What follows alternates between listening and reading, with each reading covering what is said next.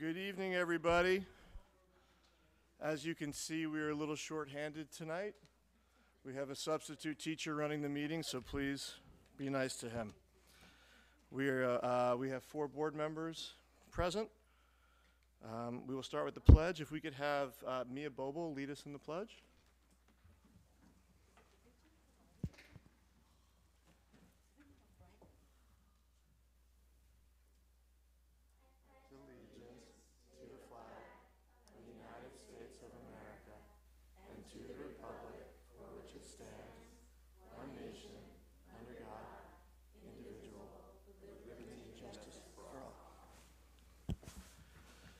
We'd like to do a little change to the agenda, which is putting consent calendar ahead of the superintendent's report. If there's no objection to that. Does that need to be a formal motion, or we just do that? Just agree to approve the agenda. Okay, so approve the agenda with that change. We have one set of minutes to approve from November 1st. Are there any comments, corrections? So moved. Second? Second. All in favor, say aye. Aye. Minutes are approved. So for the consent calendar, we are going to pull item 190174. And we are going to pull item 5C2. For the rest, is there anything, anybody else have anything they need to pull from consent? You pulled our item. I pulled that one item. You know, I have a hard time with my computer. Oh, I we need to won't be see able what to the, vote. I won't be able to vote. Well, then we should wait. I didn't see Andelson. I didn't see that. let's do That's the, the one let's place do it's the not here. one, let's do the pulled item first while Okay, he great. gets set So up. and- while we get settled, so we're going to open with 5C2.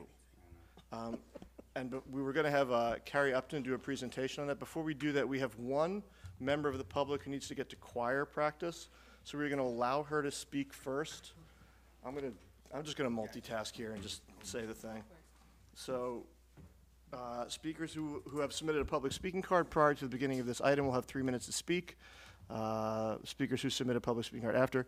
Speakers and members of the audience are asked to refrain from expressions of support or disagreement that would intimidate other speakers or disrupt the meeting. So we will have one speaker, then the presentation from staff, and then the rest of the public speakers will have their time to comment. Mia Boble, you will have 3 minutes, and then go to choir. So come on up and you can give your comment. John, what's the number of the item? 5C2. Okay, thank you. Hi, my name is Mia Gobel. I live on 1503 Maple Street, 2 doors down from the church. And my family is Nanette, Eric, and Gina Gobel. I am a 6th grader at JAMS, and I pass this site every day. I care about this site because it's beautiful, and I have many memories from playing there, and I continue to make more. This is a place where my friends and I can play and where our community comes together. I don't want there to be trash, discarded furniture, and construction vehicles because it will not look good, and it will definitely not look good on Will Rogers. It will make a very bad impression.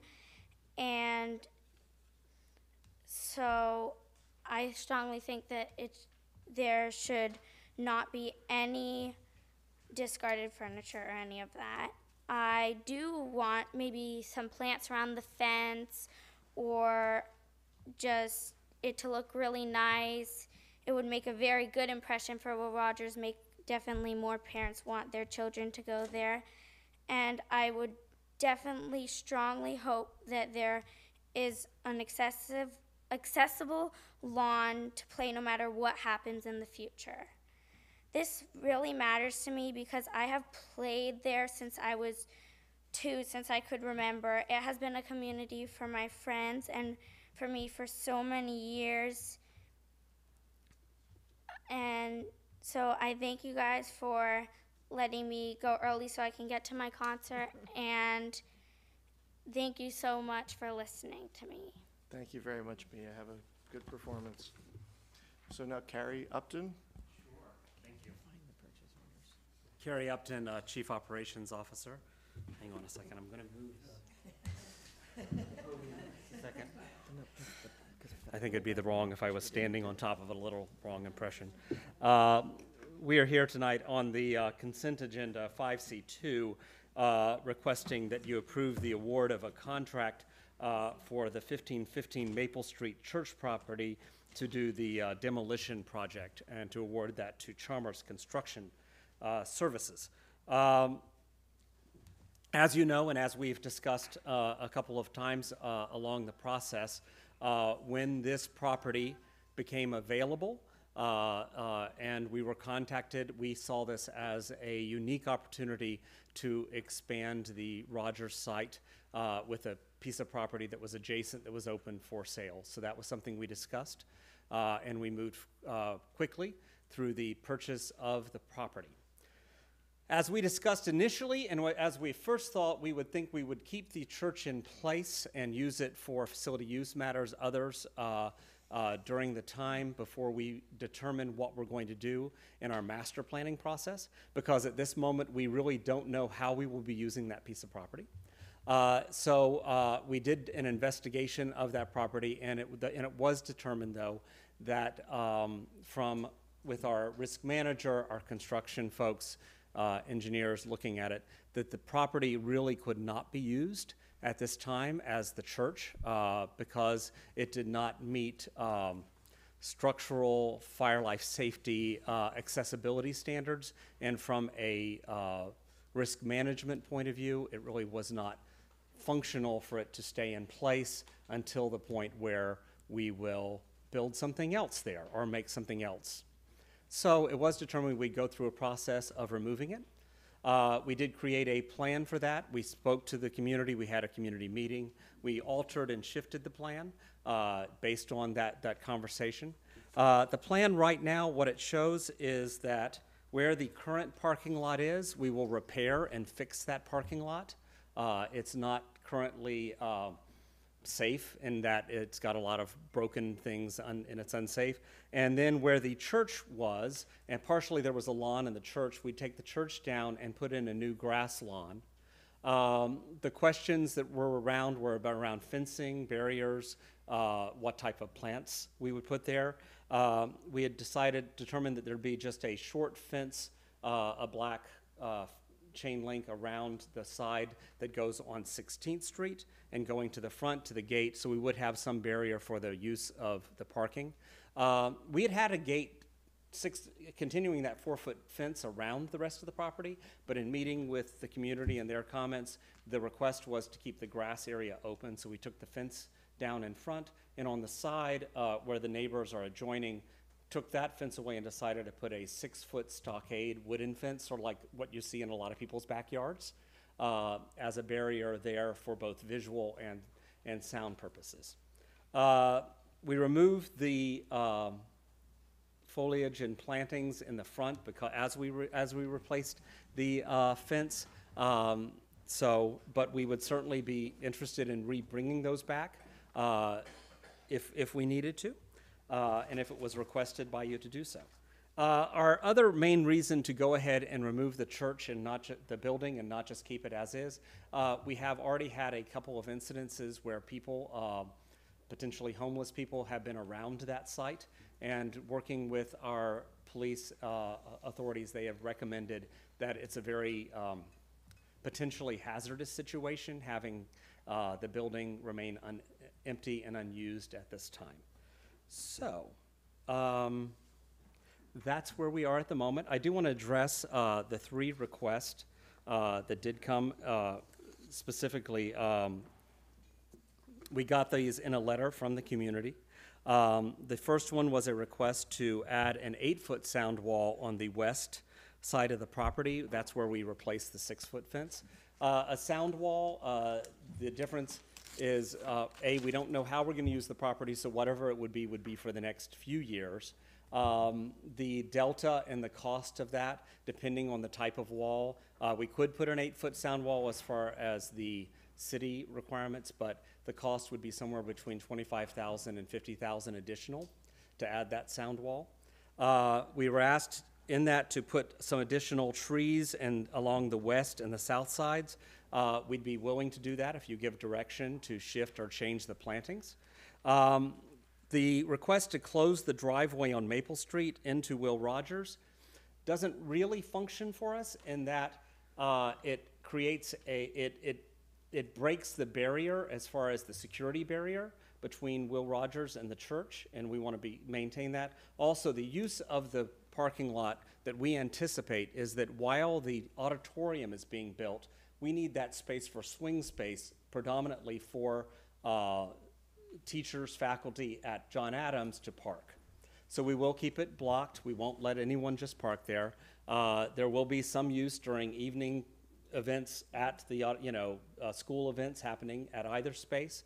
But we really determined that the amount of use of the lot will be about the same amount of use as we saw with the church, which they had Sunday morning services, they had Monday through Friday daycare, they had evening meetings of different types. So we think we're matching relatively the amount of use.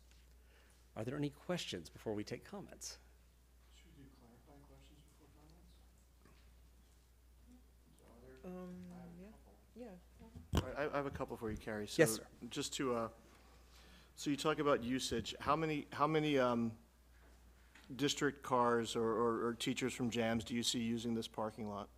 We haven't worked out the exact staging plan for the auditorium build. I think that it will be in the neighborhood of around 15. So 15 cars, okay? The lot can take, I think, up to 30, but I think it'll be around 15.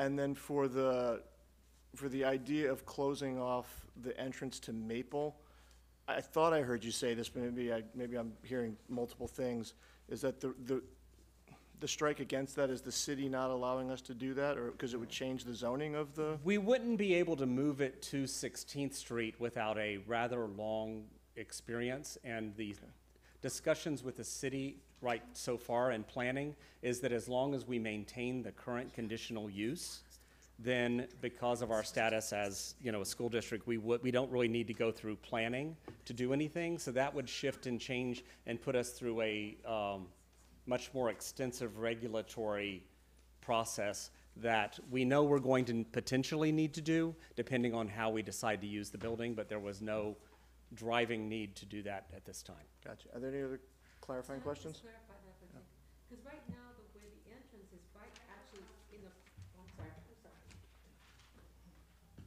Right now, the entrance is right there, almost at the, would be the southeast corner of that lot. So it's almost by the It's very intersection. close to 16th Yeah, by Street. 16th Street, It's yeah. within, So if you would move it to you would create probably more traffic on 16th Street if you would move the entrance. it would have a definite impact on 16th, but that's not something we could do without, Yeah, without the city. without working through the Yeah. city. So you said you're making it into just like a lawn with grass on it. Yeah. Is there going to be like anything else built upon that, or is it just going to be like a lawn? Like, are you For gonna add the anything? next, I would say at least 3 years, it will be a grass lawn. After that, then we all need through a master planning and looking at Rogers campus, our other initiatives, what we might do. This board or no one has made any decisions in any kind how it might be used. So- But we do anticipate in the future to either build something there or somehow use that property. So it could possibly become a part of Will Rogers campus. It potentially can, that's one of the options. And just one last, because a student brought it up, because I take it when it was still part of the church, because there was like kind of a lawn space that kids could play on there. Yes. And if we're gonna create that larger space, because now the church is gonna be gone, and all the structures are gonna be gone, is that the possibility, almost having it as an open? It's going to be a larger Layout? lawn space. Initially, we had talked about just putting a fence around it, just to create a little more control in the front. And meeting with the neighbors, one of their requests was that along Maple, that after you go from the drive-in, we want to control the driving of who parks in there. As you know, we have some challenges already with college and other people parking. But we had a fence placed across the front just to maintain that. And the request from the neighbors was to make that go away. So we took that out of the plan. So now you'll be able to walk right into the lawn space and the grass will be used or can be used. And it will be a larger grass area than what has existed.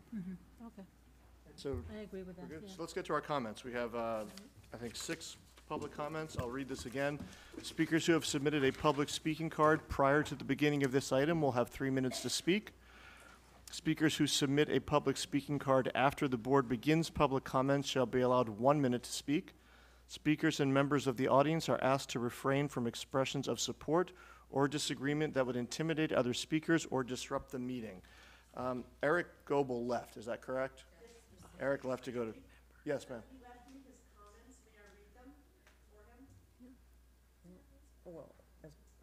Yeah, but you need to read it as your comment, so could you, I'll put you later in the list. Could you fill out a card, please, with your information? Thank you. I will add you later in the list. So our first 3 speakers will be Rebecca Sprigg, Jennifer Faust, and Ann Steinberg. You'll each have 3 minutes.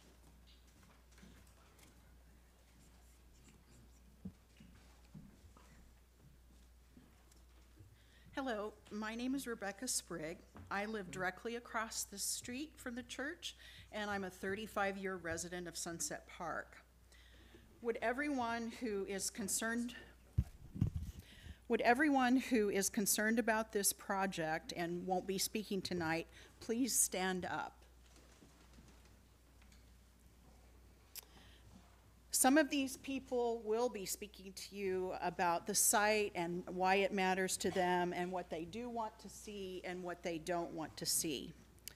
First, I would like to thank John Keene, Lori Lieberman, Ralph Metcher, who I see is not here tonight, and Richard TJ for sending emails to acknowledge that they'd received the neighborhood's letter. It means a lot to us that you took the time to respond. I won't reiterate what we wrote in that letter, I'll just summarize. This will be the 3rd school parking lot the district has placed in our neighborhood in the past few years. The plan that we were presented with included leveling the church and school, resurfacing the parking lot, adding a chain link fence and some vines, which you can see from the photos I sent you may or may not thrive on that chain link. The district contends that it is focused on reducing its environmental footprint through energy and water efficiency initiatives, waste management, renewable energy, low water landscaping, modernization projects, and the use of sustainable and recyclable materials. But how can this be when none of these elements were included in the original or revised plan? What you've proposed to do is to increase the neighborhood's exposure to light, noise, and air pollution, to increase the urban heat island, and increase traffic on our small residential street. We don't want to stand in the way of the district's plans, but it seems that you've created a plan here that runs counter to your own stated goals, objectives, and values. I'm completely puzzled by that. If you must pave paradise and put up a parking lot, please provide trees and other landscape elements to offset carbon impacts and screen the view. Please don't approve the contract tonight to demolish the church. Revise the specifications and please go back out to bid. Please don't remove the church and current landscaping until funds are earmarked and a revised landscaping plan, including the elements we requested, is created. Thank you. Thank you, Ms. Sprigg. Our next speaker is Jennifer Faust. Ma'am, you can bring that over to here. Oh, thanks, Mark. Hi, I've been a 25-year resident across the street from the church. I raised my son, who's now 27, playing on that lawn and going to neighborhood picnics and 4th of July viewings of the college. It's been kind of our only open space as the properties are close together and there are no lawns on our street at all. So it's been really valuable to have that. I'd love to see that maintained. My big concern is the traffic of new regular use coming into our street. If it is really only staff and maintained as staff, that's kind of a relief. To have regular use in and out of that parking lot and turning our residential area into a higher traffic area is a very big concern. The church I do see as a possible safety risk as far as squatters and whatnot. And it is adjoining her property, and to have that close to our kids and whatnot, it's a big concern. So I appreciate wanting to maintain some open green space and minimize the impact for us. Thank you. Thank you very much, Ms. Faust. And our next speaker is Ann Steinberg.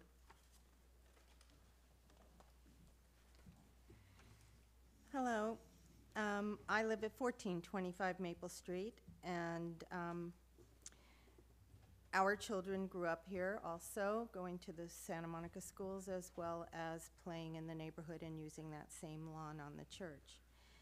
I care about this site very much because obviously it's actually part of the reason we bought this home on this street is the beauty and the ambience and the charm that this church brings to the neighborhood.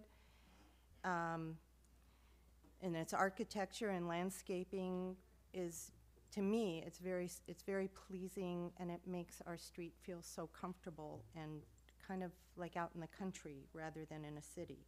And it adds a nice historical feeling to our neighborhood as well. I don't want this site to become simply an asphalt parking lot without landscaping or any beautification of it. That's not what's there now, and anything that's placed there should kind of give the same feeling to us that we have now. If you had anybody else buy the property, they would have to have done some sort of landscaping to it to make it appealing to the neighborhood also. I'm also very concerned about extra traffic on our street for the safety of everyone, and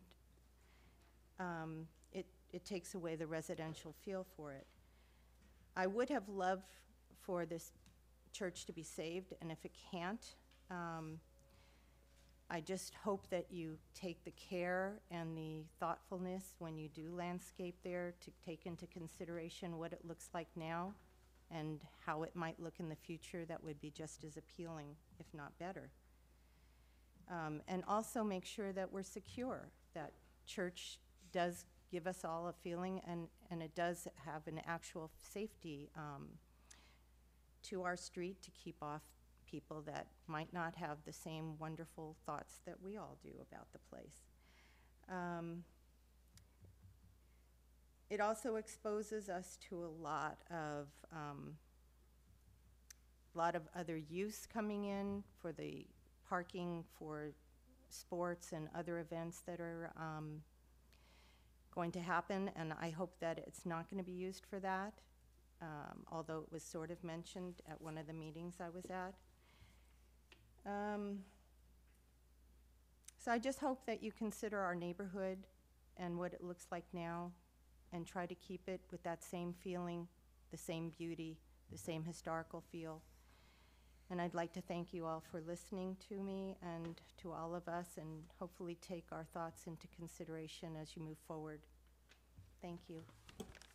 Thank you very much, Ms. Steinberg. Our next three speakers are the other Whitney Houston, the only Whitney Houston, Gwen Tankay, and Teresa Stevens. Sorry, we used to have a baseball team together, so forgive the I feel so much better now that I informality. see you here, so I'm like, oh, I can talk. No, I want to, my name is Whitney Houston. I am at 1507 Maple. I am in the property immediately adjacent to the church.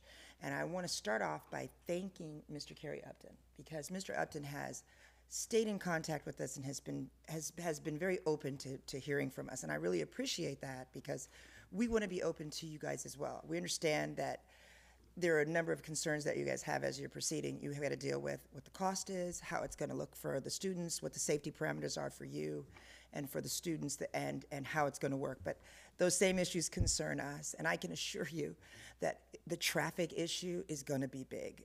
It's already a problem for us. We are already contending with traffic from jams, from Will Rogers as it currently exists, and from the college. So we are already dealing with the tremendous amount of and ours is one of the only open streets. Ours and Pearl are the only open streets that allow traffic beyond, I want to say 14th Street. Everybody, or 16th Street. Everybody else has a traffic barrier so that they're not dealing with the traffic that we're dealing with. So while 30 cars is what is anticipated, I expect that it'll be more, and I know that even 30 more cars dealing with what we're dealing with is a serious impact for us. So as you are making your consideration, I hope you really consider that, the traffic. Some of us cannot, I have trouble getting out of my driveway now on a regular basis, not just because of the kids who walk back and forth, which I expect, but because of the people who fly down the street.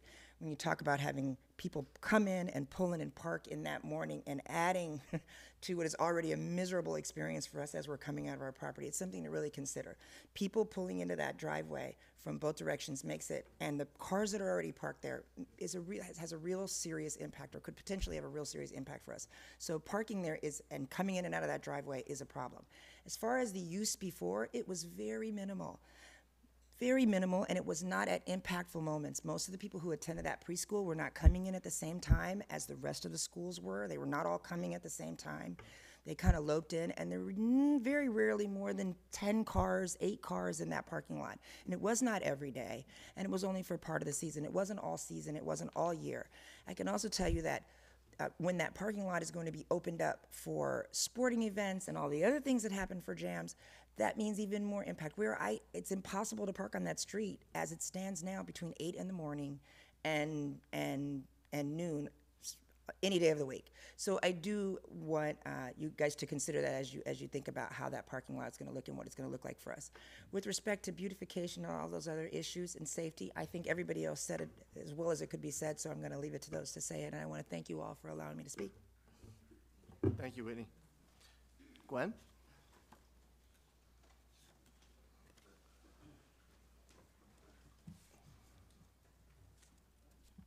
Thank you for allowing me to speak. I own the property at 1503 Maple Street where the Goebels, where Mia lived. We've owned that property for about 30 years. My husband actually grew up in that neighborhood, and he's now in his 70s. And I'm not going to speak to the beautification because, like Whitney said, that's really been addressed. But my major concern, once again, is the traffic and the parking. And rather than repeat what some of the others have said, one thing became pretty obvious to me this morning, and that was the fact that I just realized who John Keane was. That was the fact, he used to be a tenant of mine. I just looked at this guy and I Stop went, the clock. Gwen was my landlord from 1992 to 97. I was going to tell you later. it's like, that's John Keane. It's like, I kept saying, this guy looks familiar. Okay, John, well, this is what we're talking about here. We're talking, I know it's pretty funny. We're talking about the impact of traffic, and one of the things that really struck me that this gentleman said was that it would take a variance in order to be able to open up a driveway on 16th Street. And listening to the impact that's happening, and this is only a small portion of the neighborhood here, listening to the impact that we already have on Maple Street with the traffic, and I mean, I'm there often as well, and I will tell you that I have seen kids almost hit. I've seen adults almost hit. I've seen people trying to squeeze into parking spaces. So parking is already extremely difficult. But then when you add the impact of all the additional traffic that would happen if that entrance on Maple Street is used, I think the fact that you need a variance on 16th Street to open that parking lot is a small price to pay. I mean, private people that buy buildings or buy houses or want to do unusual things in the neighborhood have to deal with variances all the time.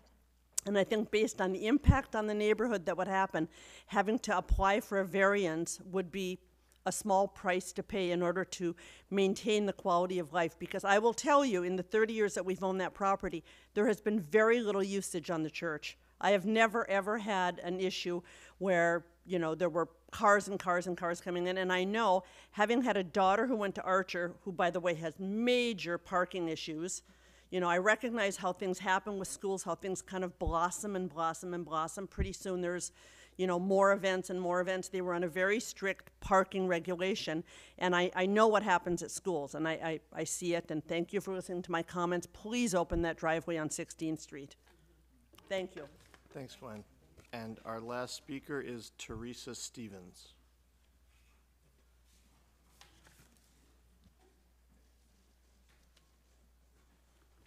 Good evening. My name is Teresa Stevens. I've been a Maple Street resident since the late 1990s.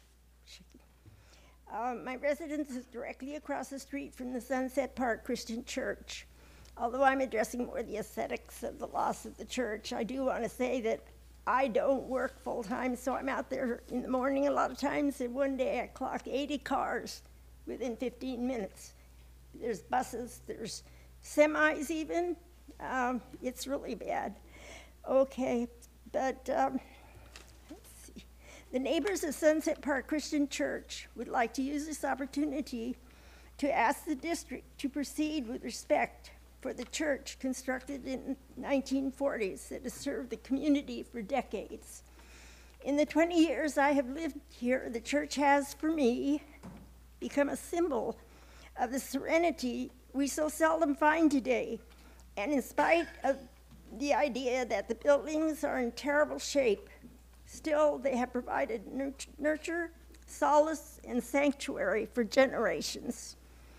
The church with its iconic steeple has meaning and value for the neighborhood as well, and many of us have found fond memories connected with this site.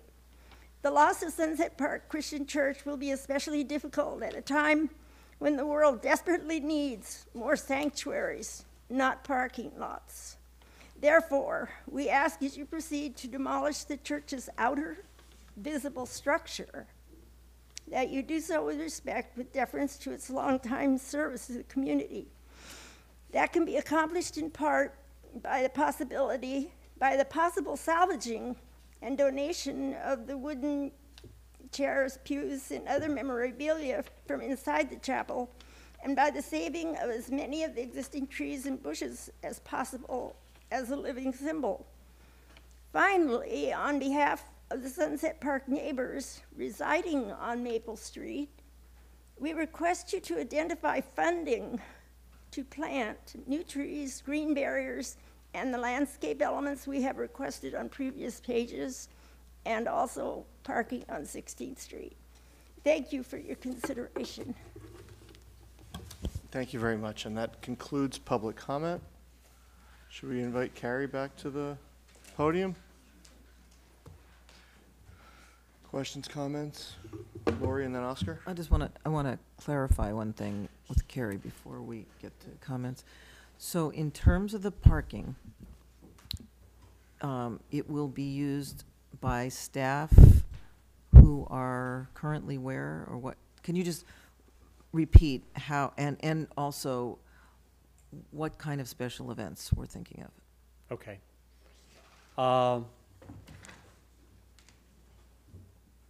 In some way, I would like y'all to give us specific direction as to how to use this parking.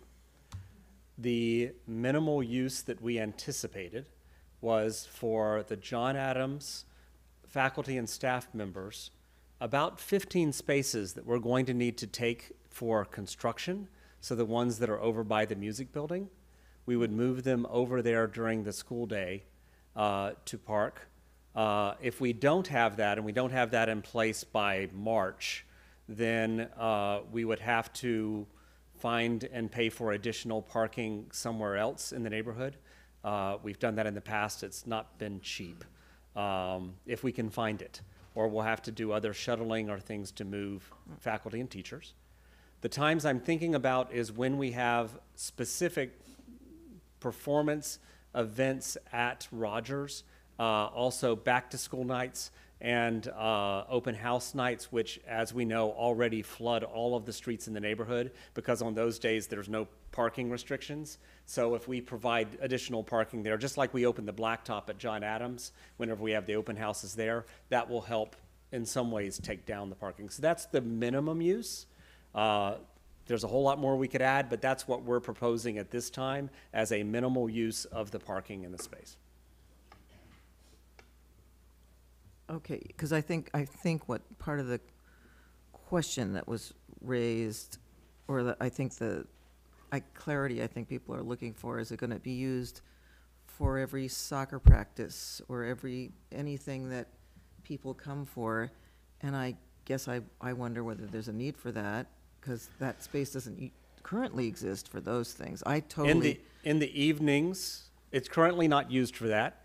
In the evenings, particularly Monday through Thursday, from 5 to 7 during AYSO and baseball times, we fill all of the lots that we currently have. So it would be a potential use, but that would be based on your direction of how we want to use those lots. I mean, right now, people can't find parking to use those fields as it is. Yeah, so I'm going to sort of say out loud what the dilemma is there, because if we say that we're not going to allow people to park there, then all we're doing is acceding to the current status, which is people drive around the neighborhood and create more traffic looking for somewhere they can park. So, I mean, there's sort of a natural, catch-22, as Maria's saying. You either let people park there, and hopefully that helps minimizes the driving around, or you don't, and you continue the same way, and maybe you have the illusion that you haven't added anything, but nobody new is coming in who's not already coming in and driving around the neighborhood. Is that? It matches what the current use already is. Generally on weekends, we don't exceed our existing parking at Rogers and at John Adams for most all events, unless AYSO does something really wild. Okay. That was my question before anybody else have any?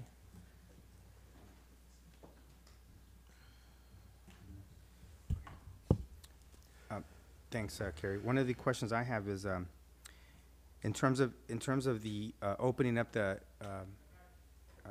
ingress and egress off of 16th Street, is that a possibility? Because right now the entrance to the parking structure is off of Maple. Yeah. And is there a possibility that we can open it up, close it there and open it up on 16th so that the traffic is always concentrated on 16th Street, not on Maple? It would really depend on the city, and we would have to go through a full review process with the city. It just will take it would take a good bit of time, and also would take consultant architect funds to support that. I mean, I'm going to give you options because this is what I'm here to do. An option would be to approve the contract to go ahead and move forward with the demolition, do the parking resurface, and begin the process of working with the city to ask this question. We anticipate the working with Public Works to get the variance and the permission on this on the shift in this parking lot would be minimum of 4 months, up to 6. And to just follow up on that, there's no indication that we would get that. No, right? there is not. I don't understand enough what policies in our guide those conversation with the decisions. city originally on this question, we asked the question. Our architects met with the city, asked the question, and we looked at a couple of different things. And the request from the city was, you have a conditional use right now, which is to use it as that size of parking. So we even talked about maybe making more parking and all sorts of other things with the city. We looked at a number of options, and the response was, if you leave it as it is, then we don't have to get involved. But if you start to do it, it opens that up, and we're not even sure.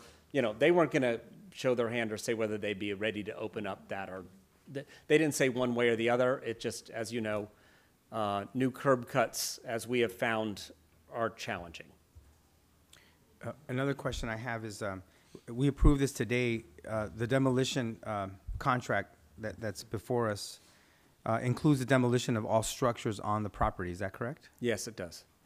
And do we have a landscape plan that will go along with this demolition?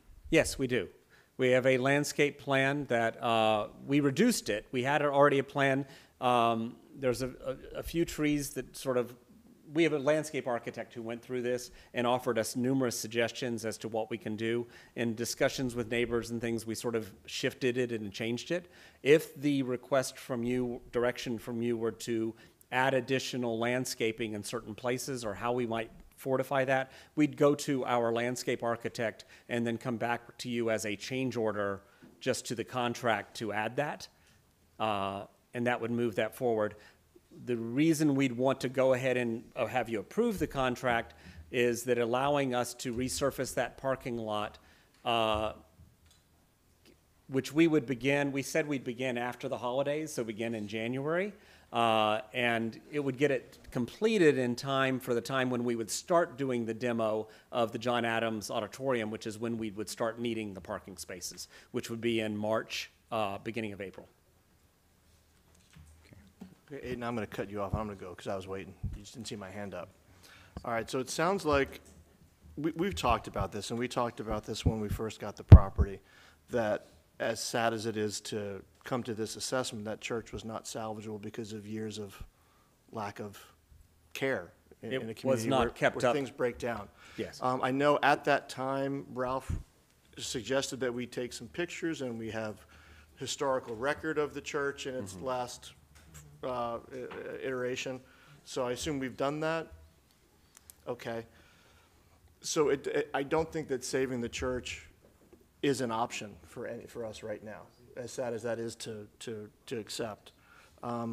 What I will say is I think we can, with what Carrie's timeline was, which is January, we can pursue a variance for 16th Street just to see. Yeah. Okay, let me say what I said before you disagree with me. No, I'm saying it's not a variance. I don't. Whatever permission to do the cutout on 16th, whatever the word would be. At the same time, we're still going to have cars accessing off of Maple because of the existing space. What I would suggest is we direct the 15 teachers who are parking there to access that parking lot from 16th to Maple so that they're not driving from 14th down Maple to the parking lot. It's a small thing. It takes 15 cars off the street, but it at least is understanding that the neighbors don't want any more cars on their street. We can enter that parking lot from 16th to Maple. That's a small thing. And I think as we go with the demolition, as we start doing the parking lot, we can work and look at the landscaping and find things. You've already added more landscaping to the west and the south side, so we can share that with the community. And I think you've been very receptive. I think we've been receptive to the needs of the community, and we're trying to come to a compromise where we all can move forward in a good sense. So I would approve what Carrie has presented today, but I would, with that direction that we're going to give him, and also we should specify what the use of that parking lot is down the road to minimize use of that parking lot as best we can. Okay, I think, can you split out that? Because I think that there's, I mean, as I said, I think it's sort of double-edged. If you reduce, I think you're pretending. I mean, I'd like to offer more solutions, I really would, and I am definitely sympathetic to the change and to losing the church, and I do think it's charming, and I share that, and my kids went to Will Rogers, as did Maria's, and we walked around there, drove there, and everything, and I do think it's charming, but I think, as John said, that I don't think there's any way of keeping the church. And my concern about not using the parking is that I think it gives you the illusion that we're helping, and I don't think we're necessarily helping. I think we're saying, okay, let's just keep having people drive around and look for other places in the neighborhood and keep polluting the air, and so I'm concerned about that. But let me say the other piece is I am totally fine with Carrie approaching the city and trying to understand whether it is a viable option to pursue the change now before we decide what we're doing in an ultimate sense with this property. But I don't think spending a lot of money in pursuit of something that isn't viable, that we're not going to get, makes a lot of sense. So I think we need to find out a little more about whether that's, I mean, I certainly am not attached to where the entrance is, and if we could move it, that would be great, but I don't see the point in spending I think that's $50,000 fair. or $100,000 on something we're not going to get. Aiden, and then we should move on So this. kind of like relating to what you said about the spending money there. The one concern haven't really heard that much detail on is the landscaping plan. It doesn't seem like there's really a concrete plan right there, because what I heard is it's just like pretty much a lawn with a few trees. But the whole process that you mentioned And about trees. We're gonna put trees, I think. But I feel like if it's taking away, if we're taking away this this kind of like landmark church that like is a symbol to the community, there should at least be some sort of comprehensive landscaping that can create some sort of, it's not just as an eyesore on the street, you know what I mean? Like almost. I think that's what Carrie was referring to when he said working with the landscape architect to adding trees to fill in those spaces. Yeah, I and think that's what maybe Carrie instead was of referring spending to. the money to switch that entrance, spending it on the landscaping. Right. Interesting point. Okay. Go ahead, Maria. No, that's what, especially for me, there's a couple of pocket parks that we have in Sunset Park, like on Ashland, that are really cute, that are built in. So I think it's more than just putting in the grass and the trees, but it's maybe putting like benches or something that makes it like more characteristic of our neighborhood, so that people can, as they're walking their dogs, or can sit there and just stay, you know, and in a sense, I can meditate. So it's one of those things that if you turn around and look around in the Sunset Park area, there are areas like that, and people have put, you know, nowadays over here in Nari, I don't know if they do that in other parts of the city, that they create little, like, book stands, and have chairs, and people, on their own properties, and their corners, and people sit there and can read books or take books from there. I mean, I think that could happen there too. But I Okay, think so- we need to make it Yeah. Okay, inviting, so that it doesn't look like just We some can trees definitely and pursue a grass lawn, plan yeah. of that. I will say, I will approach it, though, with the cautions that we got from our school resource officers about creating spaces that might be a homeless, little yeah. too No, I get inviting it. Right. in the way that we might not want So them to be. What I would say is this, do we have support for what Carrie presented moving forward, with the caveat that there still is work to be done in terms of landscaping, in terms of how we use that lot, and the work going forward? And proceed with the city. So is there somebody in position to move with that? Or, That's not too vague. I'm fine with that. And, yeah, I'll well, move that. what we're doing, But are you we're gonna accepting. include that, the whole thing, we're gonna move forward, at least we ask the city in terms of possibility of moving the entrance? Carrie, is the direction that we gave you here clear? Because what we're doing, we would be approving what Carrie presented. But then Carrie has direction that we just gave to him from here in terms of the parking, in terms of the city, in terms of the open space, in terms of landscaping, that he would Yeah. further work on. Is that how we do this?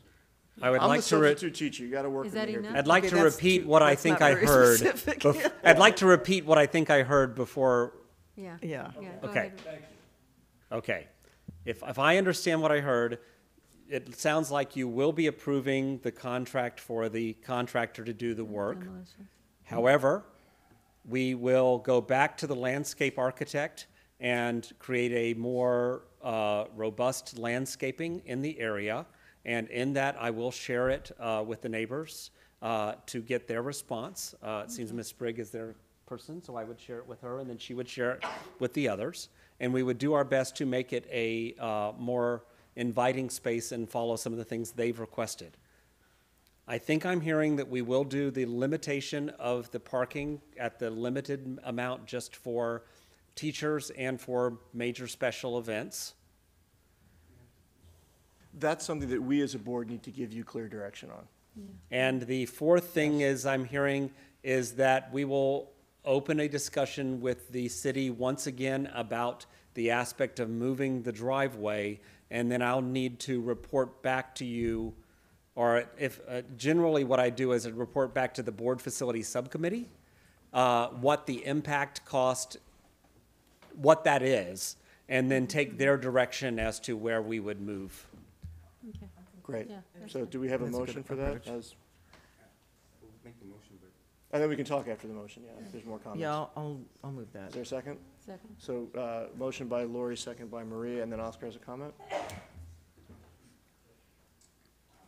Yeah, I think it's very important, for us to have a good neighbor policy moving forward on any of these projects. I don't know if we have a good neighbor policy that sort of delineates the protocols that we would follow in regards to interacting with residents, when we are making, significant changes to landscape or buildings and all that. So I know there's a board facilities subcommittee. I'd recommend that we talk about that, because this won't be the only time. I mean, but it's an important time for us to learn, like, how do we interact with the residents, you know, when we have these types of issues come up. So developing a good neighbor policy for the school district that sets out these protocols, I think, is very important. I think what's already been stated about the need to have a landscaping plan and working with the residents so that residents have input on that is very important moving forward. And then the whole question about the city, you know, giving us the right to move the entrance and exit to the parking lot. I think the city is pretty good about working with us. That we should definitely pursue that, because the more that we can take the traffic off of Maple and put it onto 16th Street, it probably makes sense. The other thing, though, is that we have a fence that separates Will Rogers from the church. There might be a way that we can just open up the fence and have the cars come in through that parking lot, right?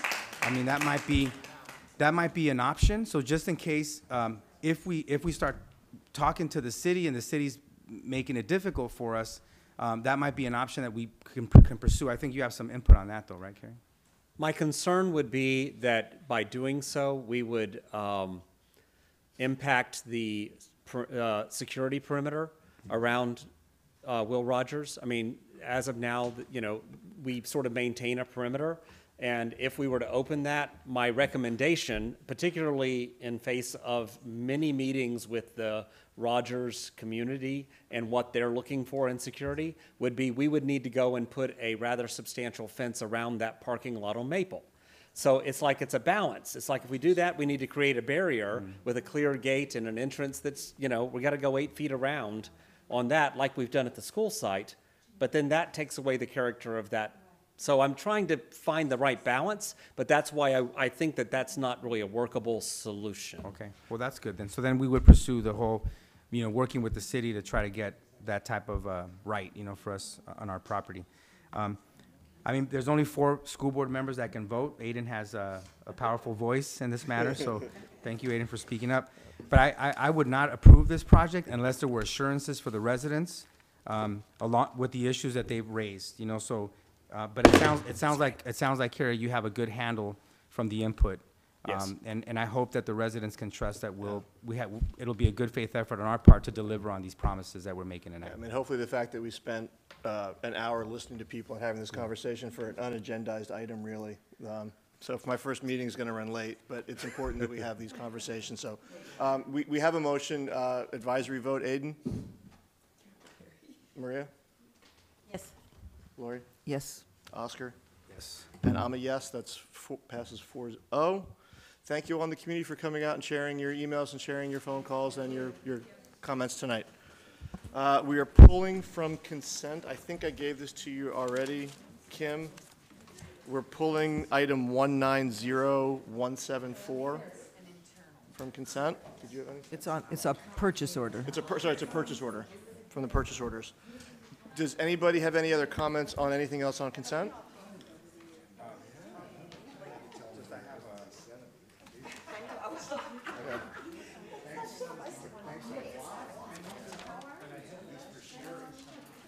That's okay, we can talk.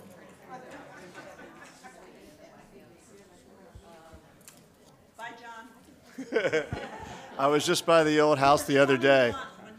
I was just there the other day. It looks good. You still owe us $50. I paid my rent every month on the 1st.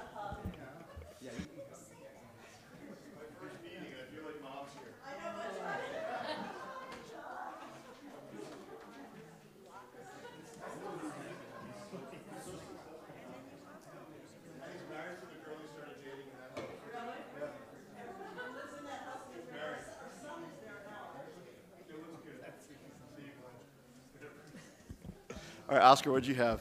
Now that I'm blushing, I'm matching my shirt. Which one are you looking for?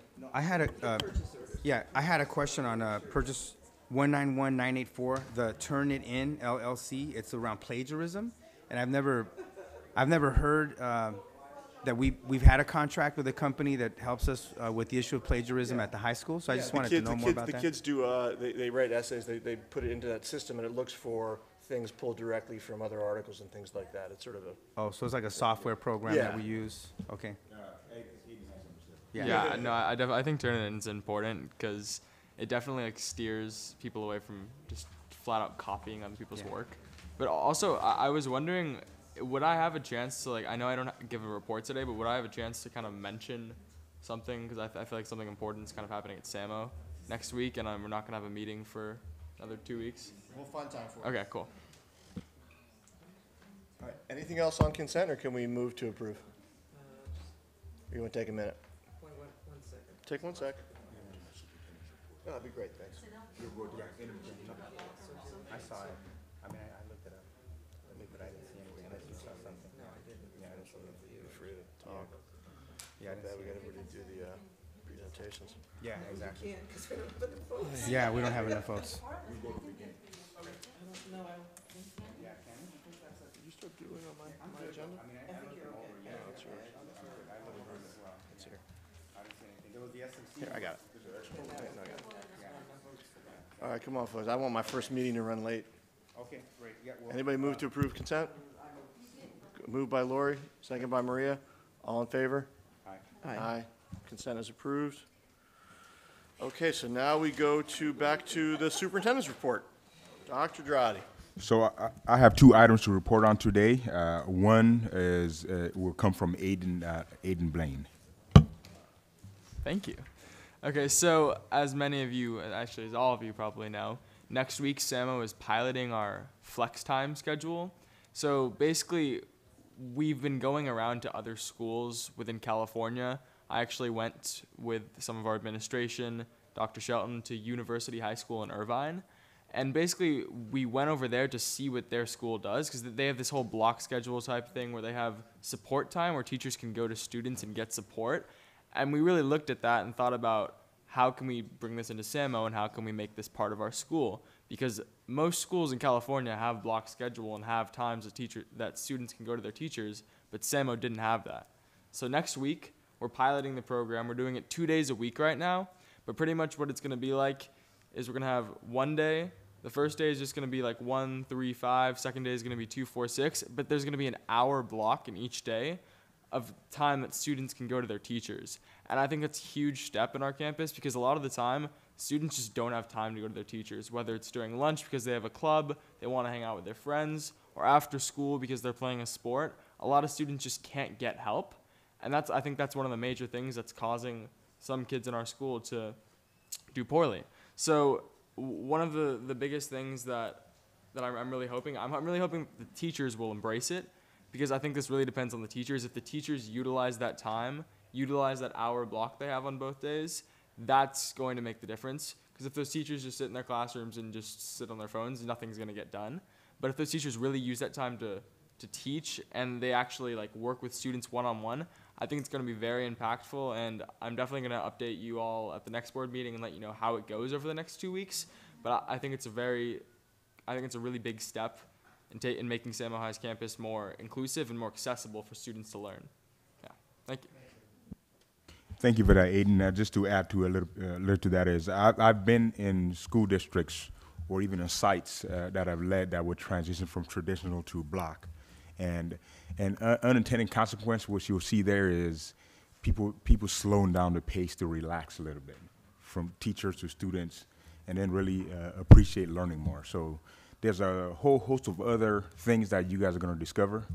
If students and teachers work together at this piece, there will be a lot of opportunities for projects and a lot of innovative ideas that can come out of it. So I commend the work SAMO High is doing, and thank you for supporting Dr. Shelton through this. It's not an easy thing switching, just doing something like that. So I remember doing it myself, and it was tough, but it was well worth it. Yeah. The other thing I want to talk about is a little more, I guess, it's not a celebratory thing, but I want to touch on the horrific tragedies that have occurred in Malibu and with the wildfires. I'll try to explain on a macro level the situation and how it unfolded in a more of a chronological level. And then I will invite Mr. Kerry Upton to talk about the state of our facilities. I'm sure the community wants to hear where we are with that. After that, I'll invite Dr. Mora and Dr. Tara Brown to talk about the educational and social-emotional supports that we have in place currently and what we're thinking about in the future. And then lastly, I'll invite up Mrs. Pensker, Gail Pensker, to talk about just communication we have out to the Malibu communities. First, I'd like to say that my heart goes out to the families, or our heart goes out to the families in this tragic event in Malibu and also in the neighboring communities. On Wednesday, we actually got a warning from the public utilities suggesting that something may be up even before the fires came. But there were warnings that they might shut down the power in Malibu on Thursday or Wednesday. That initiated what we call our EOC, our Emergency Operations Center, and which is essentially a gathering of district leaders, stakeholders that are involved in emergencies, and every agency, government agency, has an EOC. And the idea is that you coordinate district level decision makers in every department, and then it allows us to interface with other other EOCs and other government agencies. So when we initiate the EOC here in the district office, we're joined with other EOCs, and that's how we communicate and we support each other and so on. So our EOC was in operation in concert with the EOC of Santa Monica and also EOC of Malibu. So that's how we share information and so on. At any rate, on Wednesday, we initiated EOC, and we prepared to close down school on Thursday or Friday, depending on whether we were going to get word that power was going to be shut down. And then on,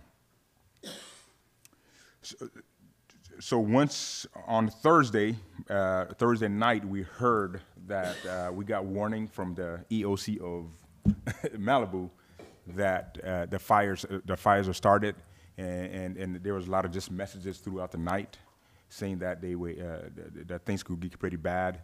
And then we got the members of EOC kept staying in touch with the EOC members of Malibu. And when we heard that they would evacuate Malibu and that there will be in fact no power on Friday, this is Thursday night now, so we made the call to basically close school by 6 a.m. on Friday. But the fact that we prepared families that this might come actually helped us in our process. So along the way, we continue to convene as the EOC throughout the weekend just to hear information so we can inform families and inform the board and inform the community about what we're going to do as a district. So what I'm going to do is transition to where we are right now. We know that a lot of our family members and a lot of our staff have lost property and are displaced. Some properties are just completely destroyed. Some are unlivable, and there is an evacuation order. There was an evacuation order throughout the whole Malibu community. So our folks just went everywhere at that point. We know there was a lot of information, at least on Friday, about whether our schools are burning or not. A lot of images came. We just weren't sure because we couldn't get in there. So at that point, we decided to close down Malibu High, Juan Cabrillo, Point Dume, and Webster. At that point, owe it for the rest of the week. And then we would then convene with the EOC to make sure to really ascertain whether we were even going to open up or not. But as more information came, we decided to close down indefinitely at the Malibu until we know that the facilities are safe to return. At the minimum, and this is very optimistic, and I'm going to repeat that, very optimistic, we think we could open it by the 26th. And then Mr. Kerry Upton is actually going to, when he comes up, he'll talk about the state of our facilities, because we did get access as of yesterday. So he'll report on where we are and what he possibly thinks when we can open up. One of the things that we did was really try to understand what our families need. So our principals have worked they're a part of the EOC, at least the Malibu principals. They all developed surveys, have been in contact with families, and anybody that can respond. We have surveys out telling us where they are, what they need currently and possibly in the future, so we can plan. The more information we have, the better we are in planning. So if you're listening to out there, if Malibu folks or Santa Monica folks are hosting Malibu people, families, the more people fill out the more thorough you are about those survey answers, the better off we'll be in preparing to receive you once all this is over. With that said, I'll invite up Mr. Kerry Upton. He was able to get on campus yesterday with a police escort with a team of our staff to go assess the buildings, and he actually went up today again, and he'll report on the state of the facilities, and then we'll bring up Dr. Moore afterwards. Thank you, Dr. Trotti. So yes, with the help of Reva Feldman, the city manager for Malibu, and also Lieutenant James Royal of the LA County Sheriffs, they did arrange for us to have an escort up to visit the schools and to assess them yesterday. Up until that point, we'd heard various reports, some good, some bad, some troublesome, about the condition of the schools. So it's very helpful for us to take a facility team up. Neil drove us up in a bus. We were able to see the site and see all the sites and sort of assess where we are. The positive thing is that there is no apparent damage to any of our permanent buildings on any of our campuses. And that's something to be very, very happy and thankful for, because particularly around Malibu High School and Cabrillo, around Point Dume, many, many homes were lost, and all of the hillsides and areas were rather badly charred. On the Malibu campus, everything that wasn't one of our playfields, a blacktop, or a building, almost all of the different slopes and hills were completely charred, including most of the equestrian park. So the fire was very much there, and we have to thank the firefighters for helping to protect our school. We were able to go on to the campus. There is no power. There is water, but the pressure is coming and going, and they are suggesting to boil water at this time. The gas has been turned off. As I said, there's no real damage to buildings, to permanent buildings. We did have a number of construction trailers, construction buildings, connexes down at the front on Morningside that were destroyed. But there was no damage to the new construction, which is very positive. There was no damage to the field, track, tennis courts. The pool is very much filled with soot and ash and will take a rather deep restoration. At Cabrillo, the same thing. Inside the classrooms, there is a faint smell of smoke and some ash, and where windows had been left open, it's much more substantial. I'll talk about cleanup in just a moment. At Point Dume, there was no fire on the campus, but certainly fire very, very close in the houses near us. And that campus, there was no substantial damage in any kind around that property. Webster fared even better as they held most of the line up above Pepperdine. There was really no notice of fire, though there was the classic notices of the Santa Ana wind event with tree branches falling down and other debris everywhere on campus. So I think we can be very happy, very thankful of the condition of the schools. The power is on at Webster. And the water is working, and also fire alarm and internet working at Webster. Today, we had Gary Bradbury, our risk manager, go with a team from ASCIP, which included a claims person, a industrial hygienist, and a property restorer who does this type of work in case of fires. And they viewed and saw all of our buildings. And they have recommended a rather substantial cleanup, a top to bottom full cleanup of all of our spaces, pressure washing all the outsides, doing cleaning the air with air scrubbers, deodorizing, and once it's all completed, air test to make sure that there is no contamination. They anticipate being able to start this work on Saturday at Webster. They will be able to start at the other schools as soon as we get the clearance as far as the evacuation order and as soon as we can get the power back on in those spaces. SCE has just posted something that says they think they might be able to get the power on at Malibu High and at Juan Cabrillo and Point Doom as early as Saturday night. So we're hoping that maybe by Sunday, by Monday, we can get the teams working. To clean this much, it is a rather substantial process. So we're still figuring out how much time it'll take to clean, the time it'll take to get the air test and get those results back, when the evacuation orders will be lifted to those areas, and when the power will come on. These are all major factors that will impact when we will be able to get school open. But overall, we're very relieved that our properties and our buildings and our schools can be open significantly sooner than if we had had major losses.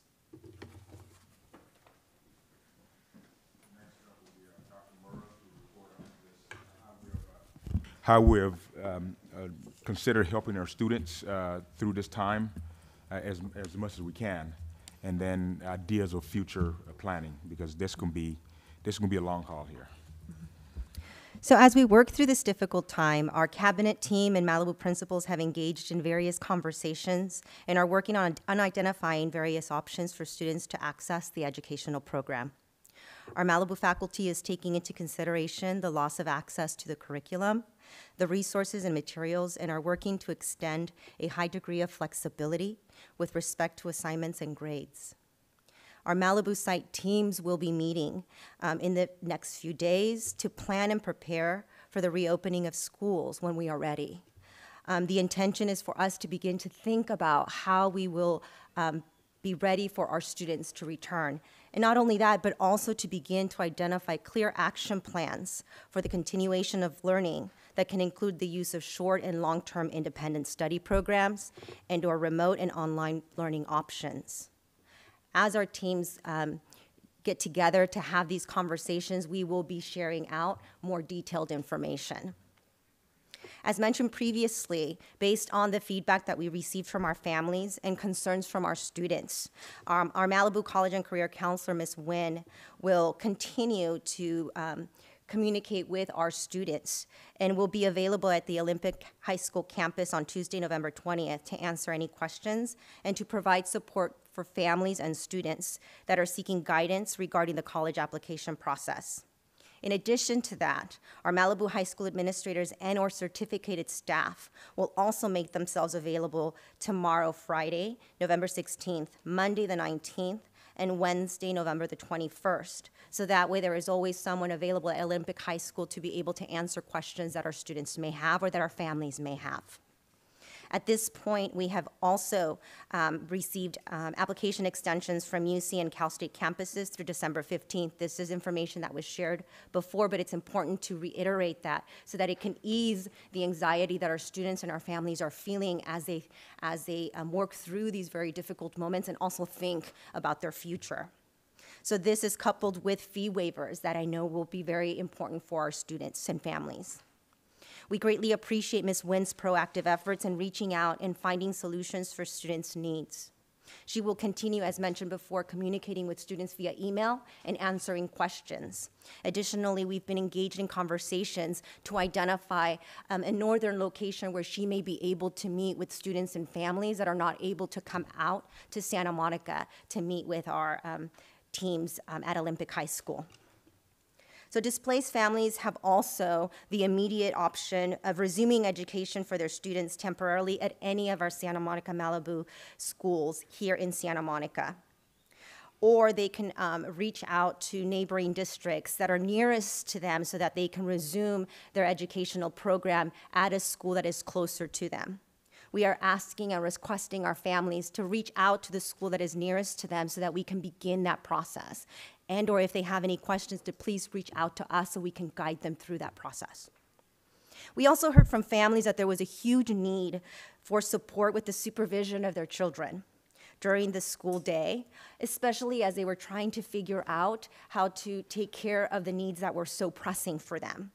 In an effort to address this immediate need, we prepared and opened 4 classrooms today at Olympic High School to provide supervision for our displaced Malibu students in grades TK through 12th grade.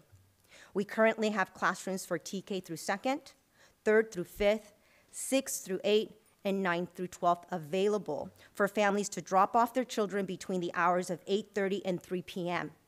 In addition, today we prepared to open a Seaside preschool classroom tomorrow, Friday, to serve our youngest learners between the hours of 8:30 and 12 p.m., also at Olympic High School. So that way we are able to provide the service to all of our students.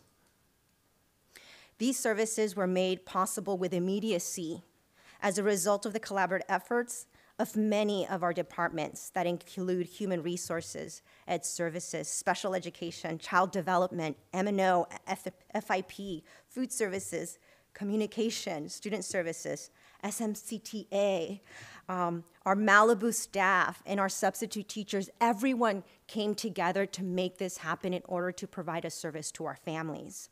I also want to extend a special appreciation to our Olympic principal and the staff for opening their hearts to our students and for creating a safe and welcoming environment for them today and in the days to come. In the coming days, we will continue to assess the situation and make the necessary adjustments to the support structures to meet the changing educational and social emotional needs of our students.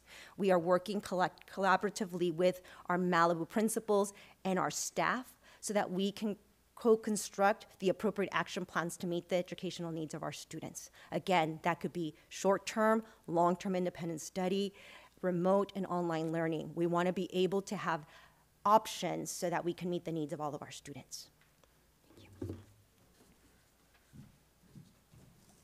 And then I invite up Mrs. Tara Brown to talk about a lot of the social emotional services that we have in place.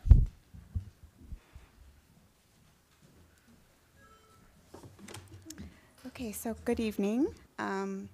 One of the main concerns we've had through this entire process is to make sure that our students and families are supported emotionally. And we know that this is something, when you have a tragedy, that really affects students and families. And it's almost something that needs to be addressed immediately before they can think about anything else, or at the same time that they're thinking about their next steps. So we have set up some support in Santa Monica right now, since Malibu wasn't open, at Virginia Avenue Park. We've distributed that resource. Gail, our public relations officer, has helped me with distributing our resource page, and it has our resources on it.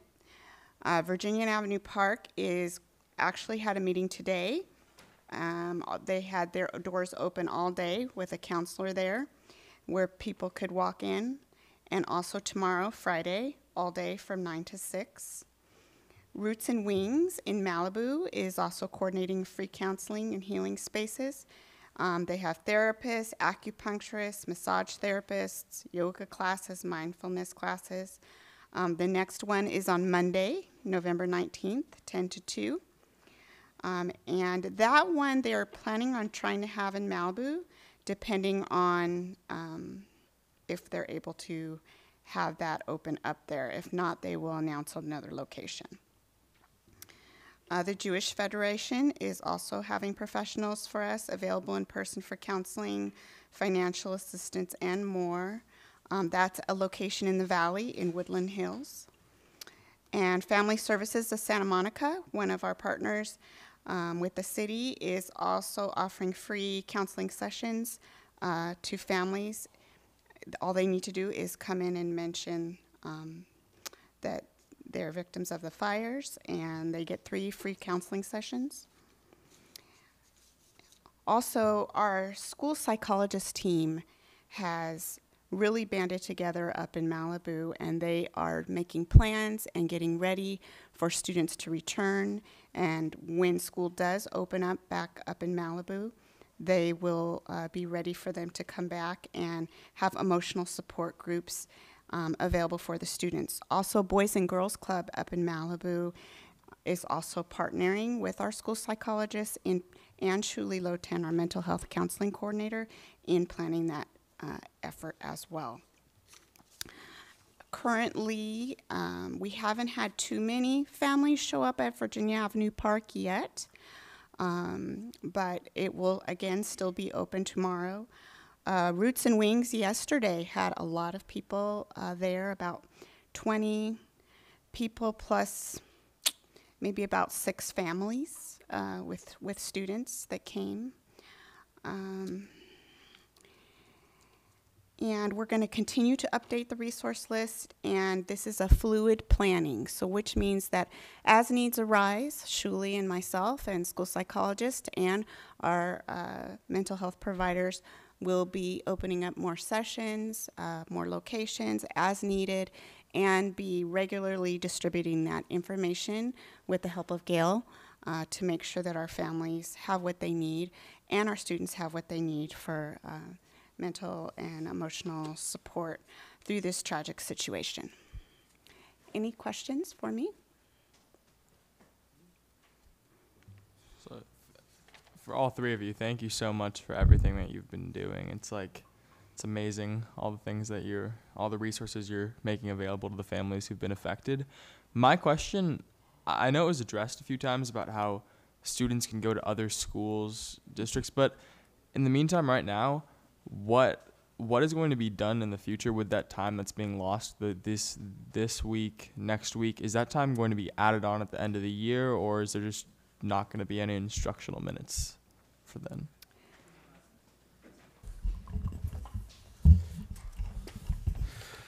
So at this point in time, there isn't a plan to add additional instructional days. We do have a year-long calendar. In these situations where we have a catastrophic event beyond the district's control, we do seek waivers from the California Department of Education with regard to the number of days of instruction and the instructional minutes.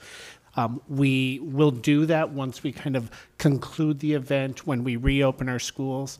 Once we reopen our schools, if we see that we have significant declines of enrollment, of attendance, we will also qualify those days as part of that application. So we can do it for lost days of instruction as well as what we call diminished attendance days. So we'll be doing that. But at this point in time, there isn't on the table to add instructional days back into the school year. Got it. Thank you. I'd also like to mention that many school sites are already mobilizing just at their school site level with supporting our families that have been through this tragic situation. Edison is going to be holding a donation drive for funds to be converted to gift cards. Boys and Girls Club has set up a financial drive as well.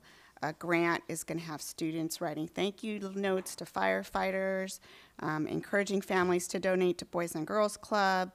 They're going to remind families about a food drive that they're going to be having.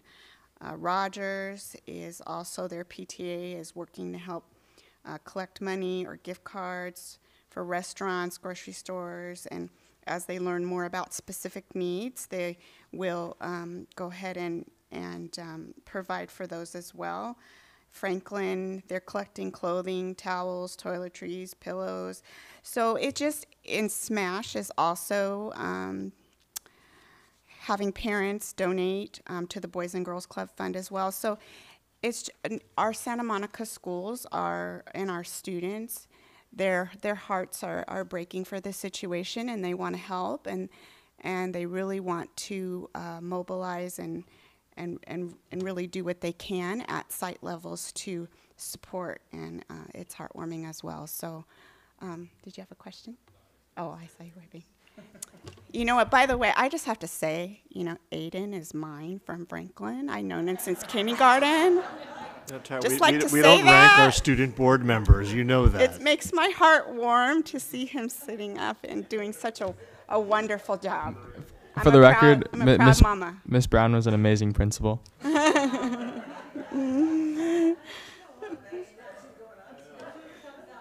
It just, when I walked in the first day and saw him here, I just gave him a big hug. I'm like, hey, Franklin.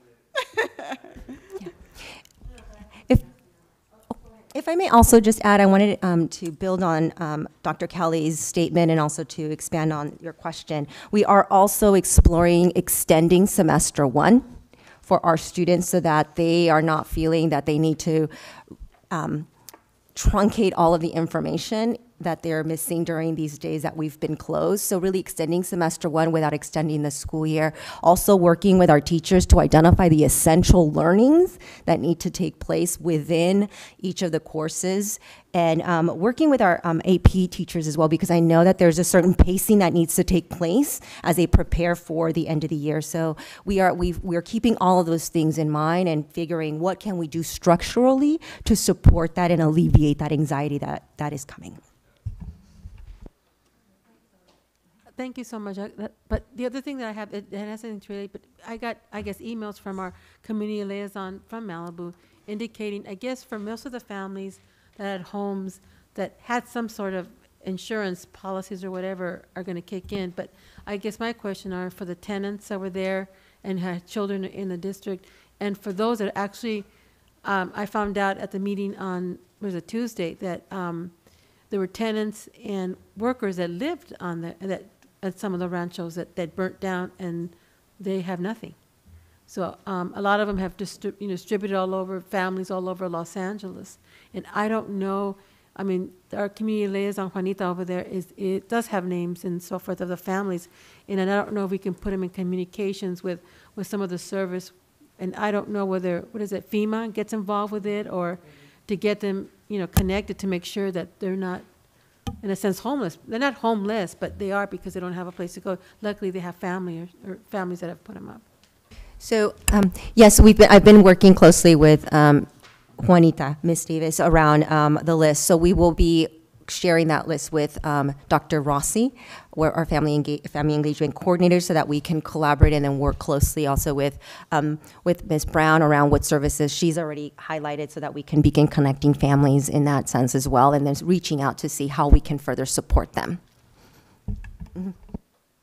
So communicate, I'm sure you're probably wondering how are we communicating all this information, and so I'll invite Mr. Gail Pinkster to just talk about the communication plans that we have and so on. Good evening, everyone.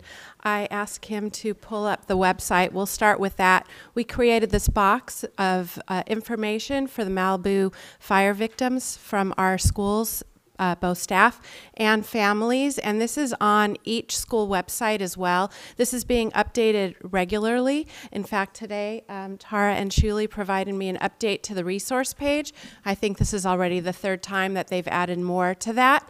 We're also translating everything in Spanish, and speaking of Juanita Davis, I want to give her a big shout out. She helped all weekend. She was so fast. I'm getting really spoiled by her translation services, but she's just been amazing, and she's spoken to me as well, Maria, about the concerns that you've expressed, and I know Dr. Moore is aware of that as well. We're trying to get that information in Spanish simultaneously with the English as well, so that we can communicate to everybody in Malibu at one time. We have been sending out regular information from Dr. Drati, which has the connection to the resources page, updates about the schools, when we just extended through Thanksgiving week, in addition to how people can support through donations. As Tara mentioned, Boys and Girls Club. We also now have Santa Monica College Foundation has jumped in. They have a Malibu Relief Fund as well, and they're connecting with the Boys and Girls Club. And I know also Sarah Braff is working on something with a GoFundMe page specifically. That's a CTA funding for our teachers. So there's a lot of great things going on out there. We also have warned our families. Unfortunately, we know what happens during this type of crisis. So we are suggesting that people really vet the different funding agencies or fund collecting agencies to make sure that they're legitimate and that they are something that we support, the City of Malibu supports, or American Red Cross, and it's not just somebody saying that they're going to help our families or our teachers when it's not really one of the official places that we're suggesting that people donate. I also just wanted to point out the staff gathering that was before the town hall the other evening. Several of you joined. I think that went really well. Dr. Nye had the idea. We ran with it. We brought in some food in the cafeteria. Catherine Baxter at Samo High, as well as ASB from Samo High, they did a great job. They decorated the room. They had some welcoming banners and signs for the Malibu staff, and it was just awesome. It's just been wonderful seeing the two communities come together. In addition to our communications, I just want to point out that we have also been forwarding a lot of messaging and information from the City of Malibu through Twitter and Facebook, so we're watching that very closely. We're also from different utilities and other agencies that are posting relative to the Malibu fire. We're going ahead and we're retweeting that information and just trying to share it as much as possible. Also, all of you are going to get an invitation by tomorrow morning for another gathering in Malibu. A couple teachers are putting together a Friendsgiving, they're calling it. So a pre-Thanksgiving event. They're inviting all Malibu staff and families. We've just reserved the PDLC for that on Tuesday, working out the time. It's going to be late afternoon, and we'll be inviting all Malibu families and staff to that. And I think it'll be, again, another really nice gathering of everybody in that community who'd like to come out and just enjoy a meal and hug and share stories and just get together. I also want to thank Mary Ann Solomon, who also worked through the whole weekend in helping us maintain our website and posting the information as quickly as possible. So we've had a really strong team of people coming together, helping with the communications and getting word out. That's so important to these families right now. We just hope also that people that are without electricity or without the internet access because they're displaced, that we're all sharing information as much as we can with these people and staying connected. I think that's really important. Does anybody have any questions for me? Thanks. So that'll conclude the superintendent's report. But I do want to reiterate that 26 is optimistic. We're going to meet again tomorrow as the EOC. Now that we have information about the conditions of the sites, we're going to talk about whether we need to give another warning to the community about the 26th, because I think they'll probably rather hear ahead of time instead of it being late in the hour for that announcement. So more information will come on that. Great, thank you very much, Dr. Jati. So we do have a couple. I just want to say, on behalf of the board, I don't think we all need to do this. We're all incredibly affected by the fires up there and the unimaginable loss that so many of our families. And by families, I mean staff and students and parents are facing. I think we all share that, and I'd like to, if we do have questions about us moving forward, let's get them out now. So, Lori? Actually, I don't have a question. I just wanted to echo what you said, but also what Aiden said, and just say that I think this was a really excellent update and report from all of you, and it makes you sort of aware of all the different players and departments and individuals and school sites and everyone who's had to come together in this. And it's really important that we all extend our appreciation to all of you, because I know that you've had a lot of sleepless nights and no weekends and have really been working hard, all of you who are here and plenty of people who aren't here. And the only thing that this made me feel is I don't want this to come out the wrong way, because I certainly don't want to in any way make light of what has happened and the hardship and the loss that people are experiencing. But I was thinking when Aiden was speaking and about the legitimate concern on behalf of students about the loss of instructional minutes and those things that we have to worry about. But I was also thinking about that it's hard to kind of place a value on the kind of learning that you experience in the face of tragedy and things like this. And the community comes together, people sort of, without naming it, find places inside themselves of empathy. They make these websites, they do GoFundMe pages, they do anything they can. I've run into people in the market here who are Santa Monica families who've said, I've sent something or other to the Red Cross or to the Boys and Girls Club. People want to help, and it sort of brings out the best in people in a lot of ways. And it also, I think, watching those Malibu council people talk in Barnum the other night, for the people who are directly affected in Malibu. I think it really calls on character traits and makes you build whatever resilience you didn't know you had, and those kind of things, and trying to bring it out in other people too. So I feel like it's surreal for us in a way, because we're not directly affected, and so it's hard to absorb what it means. And I think I've woken up in the middle of the night kind of thinking about, well, what would it feel like if I didn't have my house? Anyway, I just wanted to say that, and thank you all, and I know everybody shares those. Anybody else, or should we move on? We've got a pretty full agenda. We're going to I be know. here We're till nowhere closing time. All right, great. Thank you so much to staff for your work on this and that report, Dr. Drotti. Next up, we have, I think we have, Food services. yeah, we're not going to have the report from SMMUSD counselors tonight. We're going to push that to December 13th so the rest of the board can hear it. And we're going to go to food and nutrition services with Richard Marchini.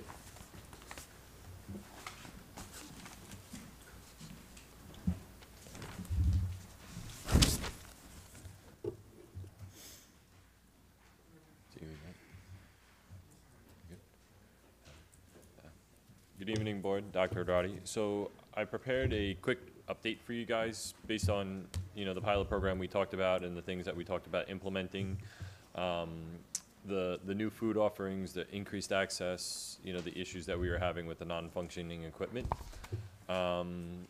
So some of the things that we wanted to highlight that we've been working on and we've kind of been playing with on a smaller scale, because we haven't, we are actually going to, as of Friday, purchase the equipment and install it, but we have at SAMO, we've been doing more vegetarian options. All the elementary sites, we have a fresh salad bar loaded with fruits and vegetables almost every day. It's been a bit right now, and as of, I can say the fruits and vegetable salad bar has been impacted because of, the closure of the 101, the tragedies down in the southeast so getting crops from there has been a little bit tough, but we've been able to maintain and switch it out with certain things. This week, a lot of our produce was impacted because it couldn't get down to us from the 101 closure. But we've still been able to kind of keep things going and rolling. We have been increasing the access to the freshly prepared salads, pizza, yogurt parfaits. We have kind of, the staff at SAMO is really dedicated. They've been working pretty much around the clock. They come in at 4 in the morning and they're there till about 4:30 every day, kind of trying to prepare stuff for the next day, getting it going. They were actually, when I was still on my way here, I got an email from them or a message from them saying that we're going to have childcare tomorrow. And it's like, hey, you guys still working? Like, yeah. I was like, all right, so we need 7 extra meals. They got to be vegetarian. We need some. So they're still there, trying to make sure that everything looks perfect and we get the best possible meals that we can with what we have. Some of the things that we've been doing is, the pasta sauce, making simple meat sauces from scratch every day when we do have the pastas on the menu. The increased vegetarian items they've been putting out. We've tasted, I think this summer, probably about 200 different hamburgers so that we have one that's, kind of the best that we can until we can cook them from raw every day. So it was a fun process. I don't know if I'd ever want to eat that many hamburgers again, but it was fun. And then the salad bar is kind of going through training with the staff. This is how we want it to look every day. It has to look this way, and trying to get them to understand why we're doing it at the elementary sites, and that, the early access for the children and seeing all of these things will help them as they become adults, and if not just when they go to college for a budget standpoint, but to be healthier going forward. So, we're really hoping that the kids understand how great it is to have, the access to the fruits and vegetables. So with the aging equipment, the POS systems, we actually are planning on rolling them out. I have 3 trainers coming in on the December 3rd and 4th. We're gonna pull in all of our staff in 2 shifts, one on the 3rd, one on the 4th, and train them on, after work on the systems. And then the 5th and the 6th, we're gonna phase it in. Right now, obviously the phased approach depends on Malibu, but originally it was going to be phased into the 2 cities, one day, one the next day, but we may break it up and do it, half of Santa Monica on one day and half of the other half of Santa Monica on the other day, just depending upon the status of Malibu. So that's all been, all the equipment is downstairs, it's all programmed, it's all ready to go, so we're going to just now work on the training. The paper goods, we've tested as many products as we can, and we have everything that we can in place for the ban when it passes on January 1st, with the exception, and we're gonna apply for a waiver for the sporks and spoons and forks and utensils. Right now, the cost that we're getting for those utensils is roughly $1 a piece. So, yeah. Unless we want chopsticks was the option I was given, and I'm like, oh, well, great. I don't think a child wants to eat everything with a chopstick. Occasionally it may be fun with a theme menu, but not every day. So, and a lot of the businesses I talk to around were doing the same thing, applying for the extension, so we won't be the only ones doing it. But all of our other products that we will have will meet it. Certain things will be less attractive. Children are gonna have to get used to, parfaits. You will not be able to see what's in it. You won't see the pretty layers. The same thing with salads. That's the same thing that we're all gonna see if you guys go to Whole Foods and buy sushi. You won't be able to see what you see. It's just gonna be a brown container. So it's just gonna be a learning curve, and we're actually, next week and going forward, we're gonna some random days at SAMO and some of the other schools, sort of kind of weaving in and out the new products with the old to kind of get them used to it. So that way it's not complete shell shock when they see it. So we don't exactly have 100% cost of that until we figure out our volume, and they're gonna give us a little bit of a discount based on our volume and our usage. And all of our green products, we made the switch at the beginning of the year, so all of our products are now green seal approval, which is the best that they can get. They're all non-toxic. The rep actually will drink it if you really want. I can bring you guys some if you're brave enough to taste it. I'm not really gonna try it myself. So that's kind of where we've been going. So we've basically checked all the boxes that the kids have asked us at, and we actually at Lincoln was the one school that we tested the computer kiosk terminals, where we put the computer terminals at the kiosk carts. We basically told the computer system people that if you don't give us a demo, we're not gonna go with you. We need to see it in action. We need to see if it'll, and we did see about a 2 to 3% increase in participation and revenue at the carts that had the kiosks. And we're planning on also rolling out credit card machines at certain kiosks and not at all of them. The problem with rolling them out at all of them is it will increase the lines, because as we all know, a credit card takes time. And we're also gonna have to have a second menu or a second pricing board for passing along the costs that the credit card companies are charging us for things, because it's 3.5%, 4.5%, depends upon what they charge. So we're gonna basically average it out across the board, and that's how we'll come up with the pricing for the items that when we use credit cards. Debit cards, obviously there won't be a charge, but they'll still have to go through the credit card side just for the longer lines. So we have that going, and all the menus, we've kind of taken the students' feedback and been playing around with it. Let's see. So this is a picture of Malibu High's kitchen as we think it stands. All of the equipment as we see in the picture will be getting replaced. It's all on order. We're actually gonna issue the PO tomorrow to Action Sales. They were the lowest bidder. So all the items will be coming in and will get installed over midwinter break. And basically we're gonna have, right now we have scheduled for that to happen. And then also for Santa Monica High, all the equipment in the picture will be getting completely replaced with everything new. We've been in the process of kind of creating a list, and we're gonna reach out to some of the shelters and churches and see, we have some equipment that is functioning, and see if they would like it, or if it can, have a second life somewhere, if it can help somebody else. If not, then we're gonna then scrap it and bring it to the yard and at least get some sort of value out of it. So just a quick budget update. So we normally are about 3.3 is our normal budget. This year, the general fund was estimated to give us about 900,000. We were able to, through some craftiness of ours, to cut it down to about $650,000.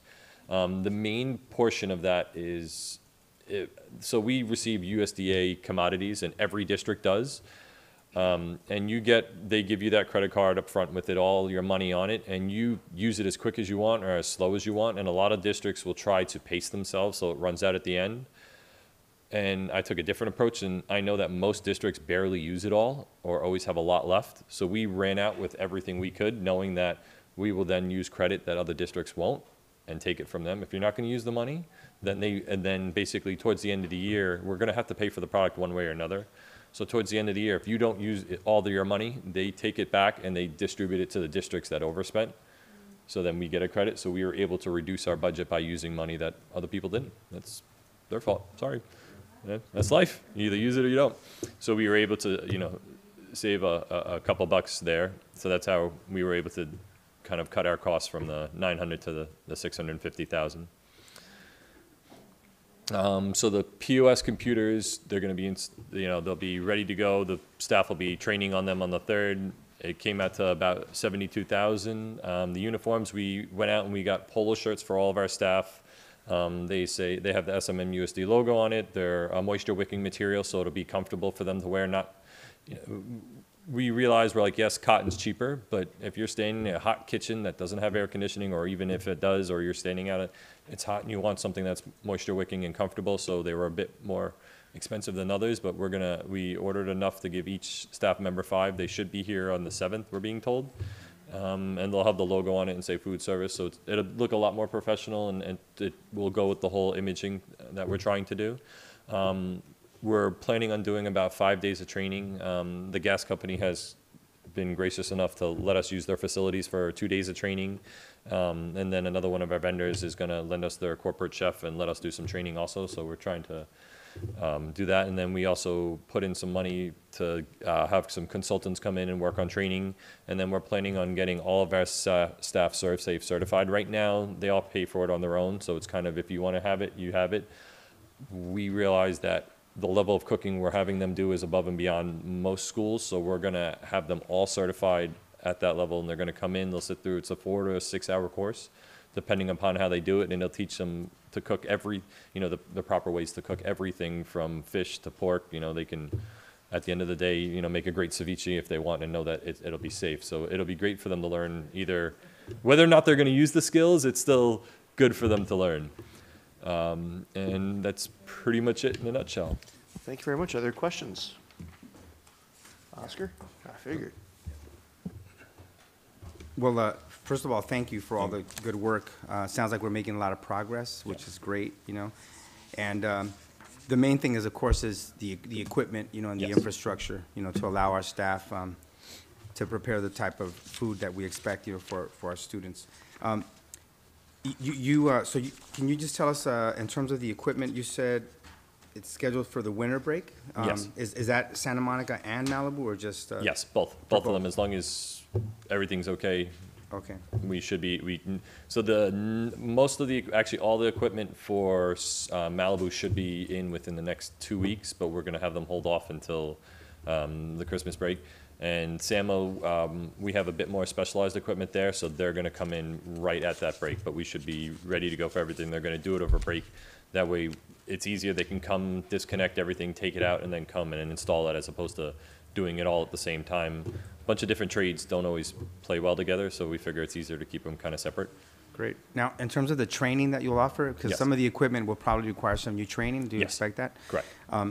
That training, is it, because what I saw listed here in terms of the 5 days of training, and I'm not sure, is that just like food safety and handling training, or is that, you know, new sort of preparation training? It'll be for them to learn, you know, knife skills, prep training, and then also how to use the equipment. So we're buying combi ovens. So it'll steam, it'll dry bake, it'll, you know, do a combination of the both, so we can get artisanal bread out of it. So getting them to utilize and know how to use all the skills that they have, or the options that they have with the oven. So we're gonna have a professional chef that basically works and sells and reps that company come out and do the training for them. So we'll go to their facilities for 2 days, and then they'll come here and actually show us on our equipment too. So, and we're gonna bring, I'd say, about half of the staff that is directly involved with the preparation. So the ones that are mainly acting as the cashiers and, you know, the salad preps, we're gonna have them stay at the sites, because we don't think it's important right now for them to go there. And then eventually they'll get the training. It'll just be more hands-on, you know, through working alongside everybody else at the schools. Great. And so this, the 75,000 for the consultant, is that for the chef? Or? So it's a combination of it's what the consultant's going to cost us. The overtime will cost us. Obviously, if we're sending them somewhere, we have to pay them mileage and reimbursement. And then for the examinations for them to get ServSafe certified. So it's for everything all inclusive. Okay. In general. All right, great. Well, sounds good. Sounds like there's a lot of good progress, and want to applaud your effort. Thank you.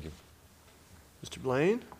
I want to give you positive feedback on the food, because I think that, especially at Samo, seeing like I know the picture that you had on like the first few pages, like with like the green containers, like that type of food is so much better than what has been in like the schools in the past. And I know that I usually like to eat healthy, so when I like see that, I've actually bought that food before, and like I'm much more inclined to buy it when it's not like something super greasy. And sometimes I'll buy pizza. Yeah. But also like it's good to have like turkey sandwiches or salads or like yogurt parfaits, because I know that people actually buy that, and like some of my friends are like, oh, this is actually like good food.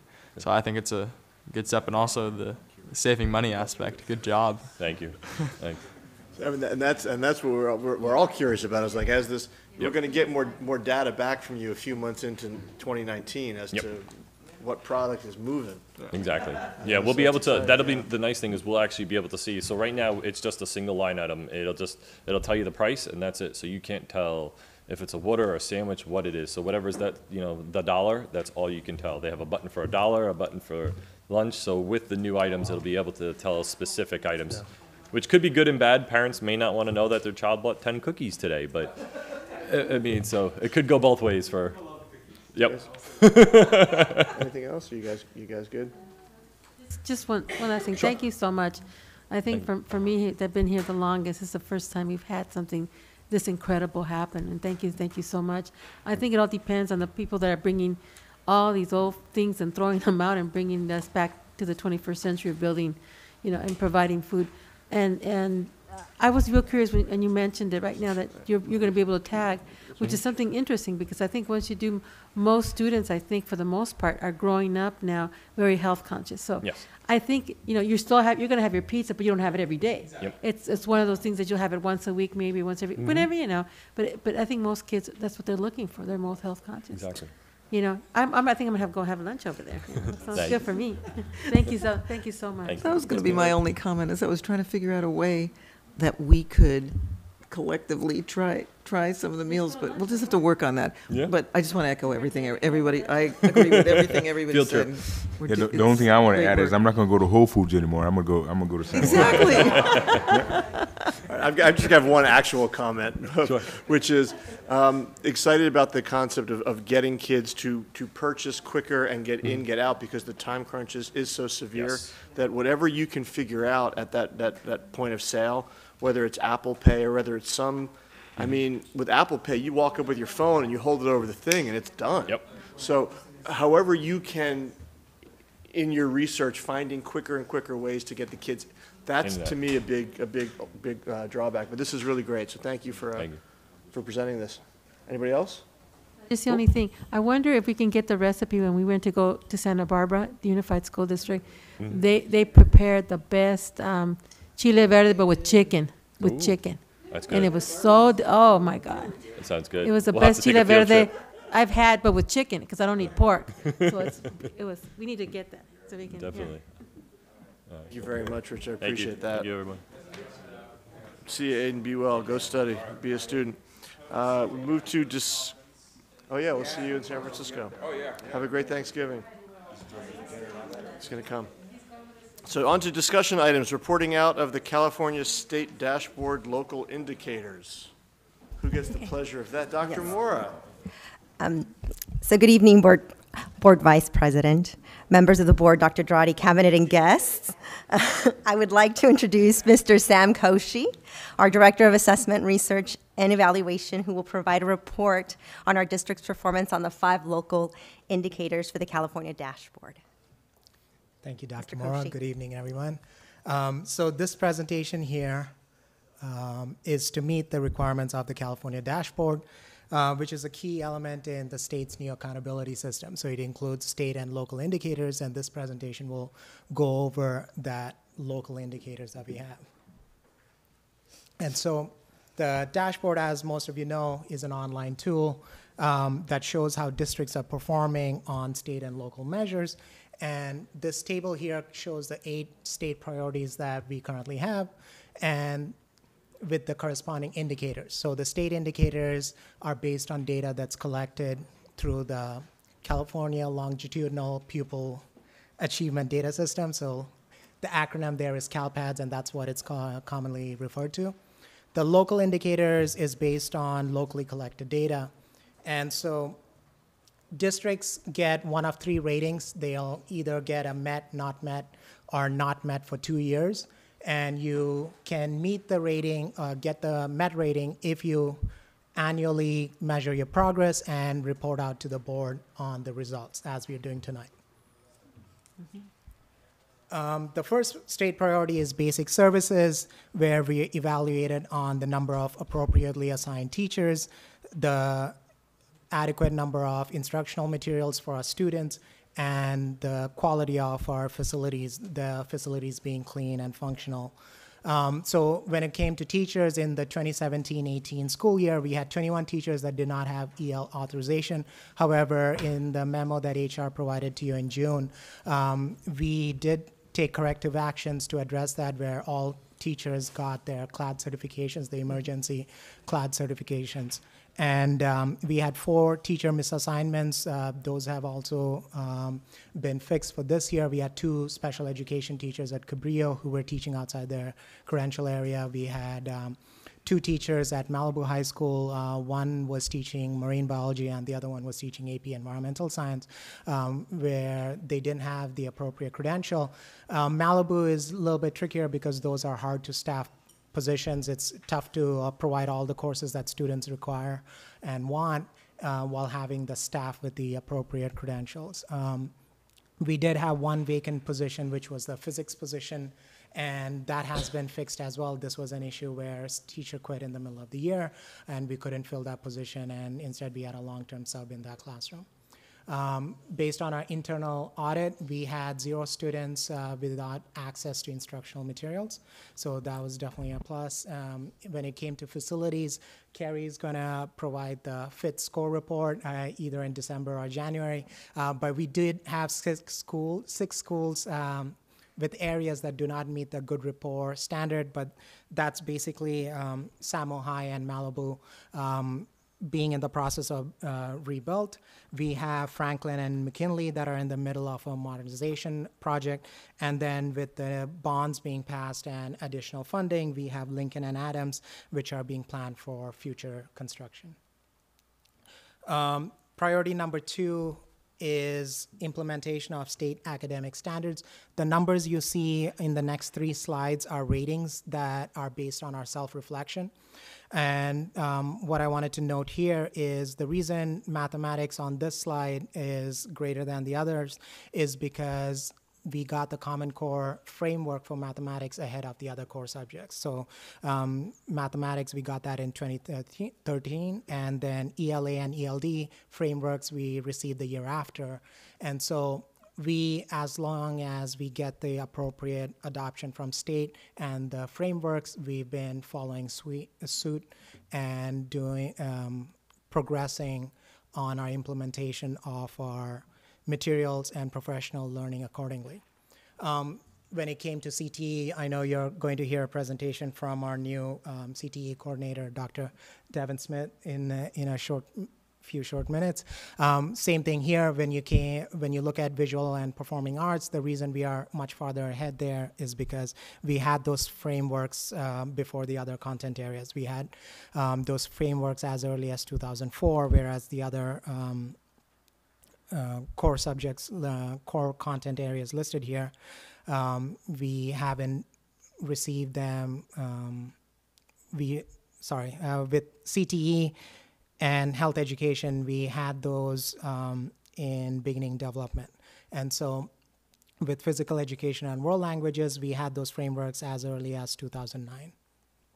And one area of need that we did find in our self-evaluation was when it came to supporting teachers who are receiving a less than effective rating. So here we are in the exploration and research phase. And so we're going to work with HR to make sure that we adequately support those teachers. Now, priority number 3 refers to parent engagement. So back in 2017-18, we gave the school quality survey to parents. About 7,200 invitations went out, and we got back 1,600 respondents. And so this is about 23% of the invitations that went out. And I have here the breakdown of the actual respondents. And it's important to keep this in mind because the results here only reflect perceptions and opinions of the survey participants. So they should not be generalized to all SMM USD parents and guardians. So what we found from the survey was that 87% of participating parents rated their school as good or excellent. 97% agreed or strongly agreed that families are encouraged to attend school-sponsored activities. 53% agreed or strongly agreed that their school uses family input to improve instruction. So this 53% was actually our lowest ranking indicator, and what that tells us is that we need to explore this further. And you are going to approve one of the contracts by Hanover today, and so they'll allow us to actually do more in-depth research in this arena, where they can do focus groups and kind of explore when we look at survey data and we need further information on why some data points may look the way they do. They'll help us kind of get that in-depth review. The Priority 6 is school climate, and what we have here in the table is the results from our California Healthy Kids Survey. So when you compare the survey data from 2017-18 to the previous year, the 2016-17 data, we see that when students indicated that they perceived their school to be safe or very safe, those numbers did go down. And we see similarly when students responded that they feel a high level of school connectedness, that number also went down in the 2017-18 year. But this survey was concluded back in December 2017. Since then, we've actually engaged in restorative justice trainings and community circles. Schools that completed level 1 trainings are going through level 2 trainings to build stronger sense of community. So our hope is once these new survey data comes in, it should be a little more reflective of some of the positive work we've been doing at the schools. Our priority number 7 is access to a broad course of study. This is a new one that the state is requiring us to evaluate, which is to show that we're offering students a broad course of study. And so the table here lists all the different content areas for grades 6 through 12, and the percentages are the number or the percentage of time in a year that a certain student spends in a given content area. So the numbers here indicate that all our students do have greater access to a broad course of study. And when you look at the breakdown by student demographics, so for middle school, grades 6 through 8, I broke down the demographics based on English learners, special education students, and socioeconomically disadvantaged students. They are also, all these student groups are on par with all students in the courses that they have access to. When you look at the same data at the high school level, however, when you look at special education students, a lot more of them are overrepresented in the undefined content area. And so I looked at what that was. So if you go to the next slide here, that breaks down on what that undefined category is. So for our special education students, that means life skill courses, but a lot of those are tutorial type courses. And so we need to look at the work with the sites to, one, consider, do students actually need these tutorials? Are they in the appropriate courses because this is, or is this taking away time from other courses that they could actually be in?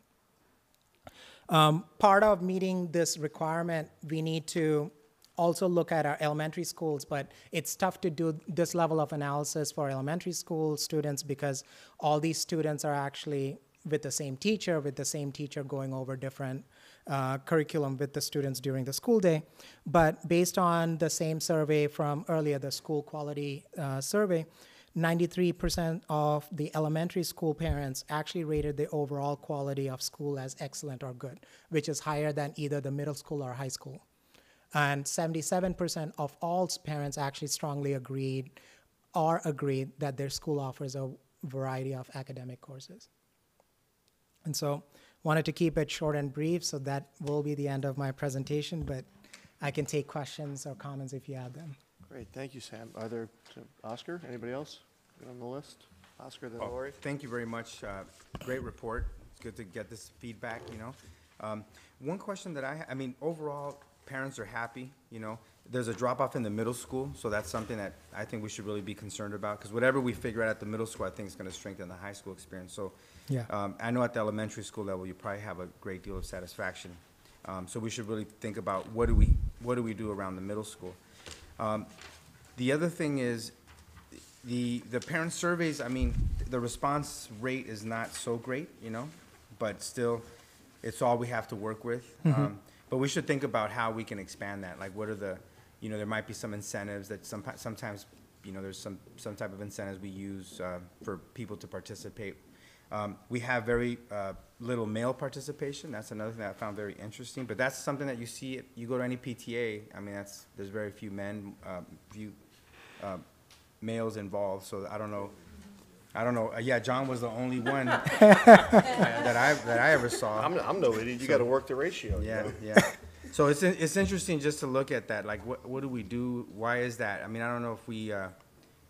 It's just interesting, sort of how we see there's a culture there. You know, it's like an institutional culture that has to be addressed in order to increase male participation. And John is probably an expert. He probably has more ideas than I do. The other thing that I wanted to sort of, I don't know what it means, where the low percentage, I mean, 53% of the parents say that they don't have, that the school uses family input to improve instruction. I mean, I don't know what parents expect along those lines or what we're trying to get from parents with that question, so I think it'd be very important to sort of tease that out a little bit more, Yeah. understand what are we trying to get at with that. Yeah, Superintendent? You know, I had you know, we tasked the IEE to look into parent engagement and purpose behind it, and they actually had a pretty nice survey they reviewed with me yesterday, and we had a very interesting conversation, and I think what they saw was a lot of parents were saying the disconnect that occurred in them finding irrelevance in wanting to figure out what they can possibly do to even assist. So I think the work is going to be around really, let's take Antonio Shelton, for example. He's trying to do something we know can really make a dent in the achievement gap.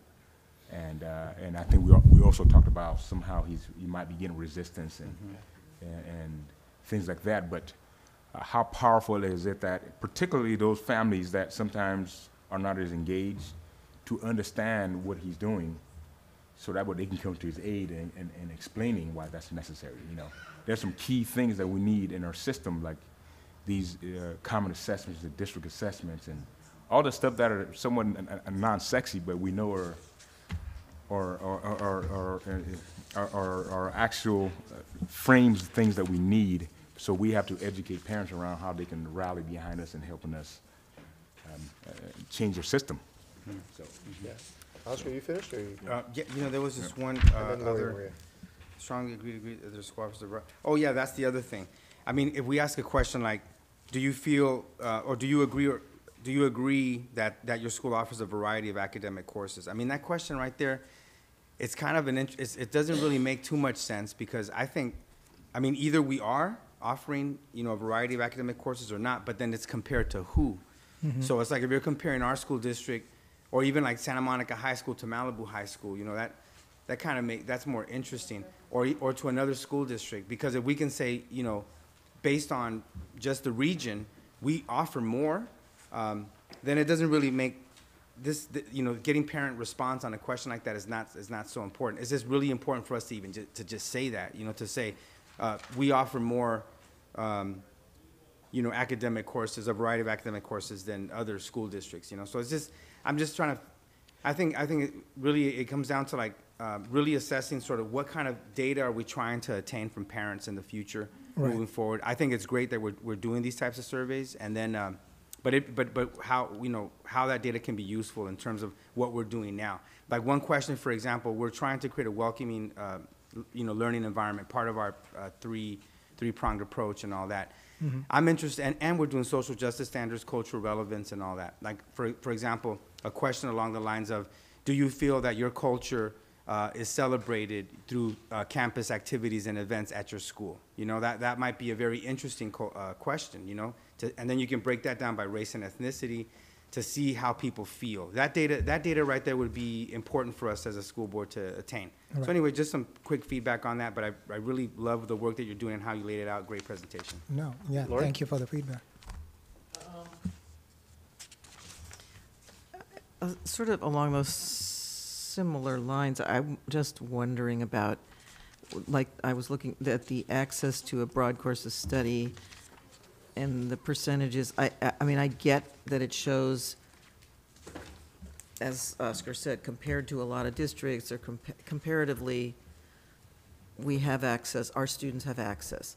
But the question that I can't, of course, tell from this, and that I think we probably want to know about is, well, how within various student groups, whether you look at income levels, race, whatever, maybe different pathways, how are they actually enrolled in all these courses? And you can't even, the courses are, I mean, mathematics is too generic, so Right. are they taking them in 11th grade, or are they, you know, what level? So sort of drilling deeper into those, which I know you can do and do, I think some of that would be of interest to us as we look at all that we're trying to do and all that you're trying to do. So I think this is really interesting, and I would just like to see how it breaks down further.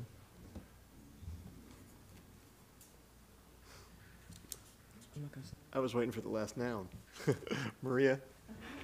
Okay, no, thank you. This is this is a great start. I think we've never had a presentation like this that's really spelled this out before in all the years I've been here. So, you know, it's thank you. I mean, I think it kind of clarifies a lot in terms of where we have to go. It puts a great picture of where we have to go, what we've accomplished, because all we know is that, we've accomplished what? But compared to what? And we're coming from that mode that, you know, we're a great district, but, you know, like, what? We've never really had the comparison, really saw in true actuality what is it that we've accomplished. And now seeing this, we've known when we do what we have to do. Mm-hmm. And my question to you is, I know that we have, for the first time, somebody that's going to be there as a coordinator, parent engagement that's going to go broader than when it's done in the past. So I'm hoping that the numbers in terms of when you do the surveys will increase, because I'm sure that it doesn't really matter the ethnicity breakdown, but I'm talking about these are apparently all the parents that are almost engaged all the time. Right. So how do we bring those families that aren't engaged at all? Because and so part of it is I'm hoping that the educationals that we're going to have with all the families in the district, letting you know, what does this look like? What was the importance of to really sit down and look at these surveys? What is the surveys going to tell us about your children, about future, how we set up our programming? I think that's something, that's a lot of educational that has to be done, not just only for staff and teachers, but I think for parents and for students too. I mean, their need to get involved and make, you know, I wish they were all like Aiden, you know, that can come out and make those statements so straight out. But, you know, there again, it's a whole learning process that we have to go through. And everything's all data driven, so we need to make sure that everybody understands what does that mean. So having said that, my only other concern in terms of that you used the special education numbers were kind of, I was intrigued by the numbers, but also with that, and again, I will ask because I wanted to see the breakdown in terms of those students that I consider them maybe ELs that are maybe part of this special education, you know, number. Okay. And I think we have to kind of start looking at those, especially because we had issues with the EL faculty not prepared. And I know we're beginning to respond to that, and a lot of them going back to get their B class or whatever they need to do that. But my concern is still is that whether we've actually teased out all the students that should be identified as ELs but are still within the special education arena. Yeah. And that they shouldn't be there. Because I think that maybe there's other needs more useful in terms of maybe approaching these students, rather than just saying there's special needs, students. So I think there's a lot of concern, because a lot of the parents, I'm the liaison, the board liaison to ELAC, so I know that's a lot of concern still from parents that are asking me that question, whether it's true and they don't really get it, and they just go along because they don't know, so they're gonna say, well, I guess the school knows better, and I go, yes and no, but Right. you have to ask those questions. And so I think hopefully they will, and so I just want to see it, then I don't know how it can be teased out and that can be brought to us maybe in the spring and look a little bit further, because I Okay. think there's some concern there. But in terms of all that, of course, ROP, and that's my big concern. I know we're going to have a presentation later on with CTE, but I think it's like we took the step, like probably about 4 or 5 years ago, to transition from ROP to CTE. But in the same hand, it was just all words, because we never put somebody there to help us do that transition. And so now with Devin, Dr. Smith, they're being there. We had our first meeting with Santa Monica College, and it was great. We're beginning to have those conversations that we've never had before. And I think it's one of those things that as we move forward, it's not just only going to be the school district here, but there's also conversations with, how do we integrate a lot of the services that we offer here at the school district along with the city and with Santa Monica College, because there's the 3 biggest entities that we are the governmental agencies. And I think it's going to be more beneficial, I think, for our district in terms of supporting us in everything we do, from environmental sustainability to career education pathways to whatever. I think it's a need. So I don't know how you begin to integrate some of those questions too, with a report card that we have with the city of Santa Monica, to maybe include some of those pieces into the surveying that we do. Okay. Because some of it, I think, survey that we do also tags into or gives information to the city for that report card.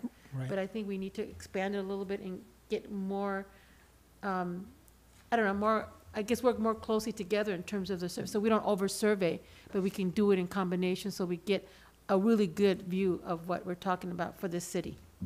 So anyway, that's just my, thank you. All right, I'll just wrap up with a couple real quick things. One, because Oscar brought it up, I think the one really successful survey that we had was maybe 8 years ago or 9 years ago. It was part of a middle school survey. And what we did, we worked with AP stats classes at SAMO to get the kids involved. We pushed into classrooms. We made it more of a learning project. And we got great, and we actually did the surveys of kids in class. So we had buy-in from teachers because we knew the data was going to take us somewhere. Right. We didn't use the data, but now we've got a new sheriffs in town, and we're going to use the data now. The second thing I want to share is, like, I think the broad course of study by student groups from middle school to high school, I think is fascinating, because before we can fix a problem, we have to identify a problem. And I think you identified a big issue right here. We've got to understand why this undefined is the way it is. And I know Pam is here, and I have total faith in Pam. And I know that the idea of, having classrooms with more blended classrooms and teachers working together, and instead of adults following children around, having more of a blended experience for all of our students. If we don't identify the problem, we can't fix it. So thank you for bringing this one up. So I appreciate it. Thanks, Sam. Anybody else have anything? That's terrific. Thank you so much for your help today. Thank you, guys. And which brings us to discussion item, update from Superintendent's Working Committee on Project-Based Learning. I believe we have Devon Smith, and is Jessica, are you presenting or supporting? I wanted to say Jessica Risch so I could pronounce it correctly. All right, Devon. Thanks for being here tonight. I just want to do a really quick introduction. For me, it's a pleasure to introduce Dr. Devon Smith, our Learning and Innovation TOSA/coordinator, to share with all of you the steps that we've taken since we last engaged in a discussion around the deepening and expansion of project-based learning experiences across our district. So I'm really excited to be able to hand the microphone over to Dr. Smith to share this journey, and I will be joining him throughout the presentation. Thank you. John left. All right, we'll fill him in. I am really, really, really excited. I love my job. I'm really excited to be sharing this as a co-facilitator along with Jonathan Mooney of the Superintendent's Working Committee on Project-Based Learning. It was a year ago yesterday.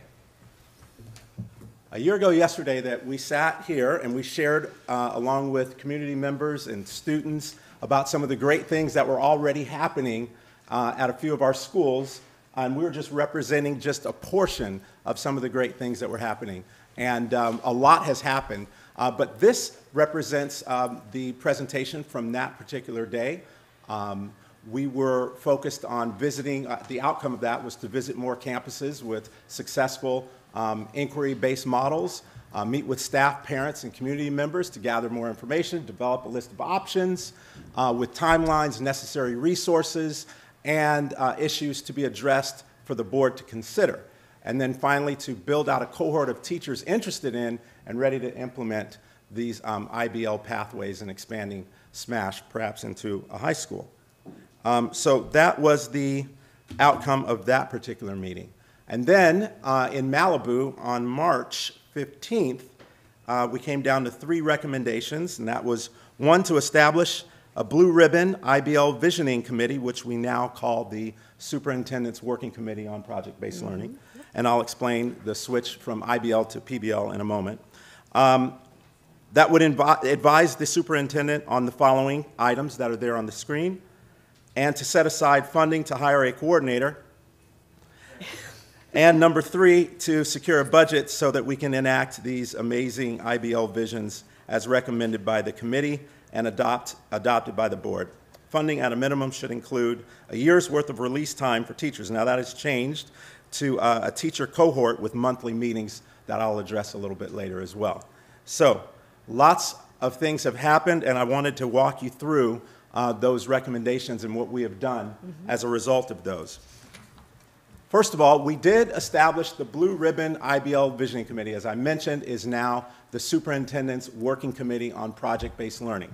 And our purpose, as stated there on the screen, is to effectively develop comprehensive project-based learning implementation plan, which would boost engagement and address equity and achievement gaps, and to address the board's the Board of Education's charge to build internal capacity and launch a PBL secondary cohort of students for the fall of 2019.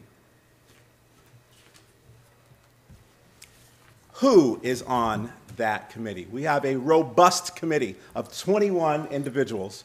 Our superintendent, of course, Dr. Drati, and our assistant superintendent, Dr. Mora.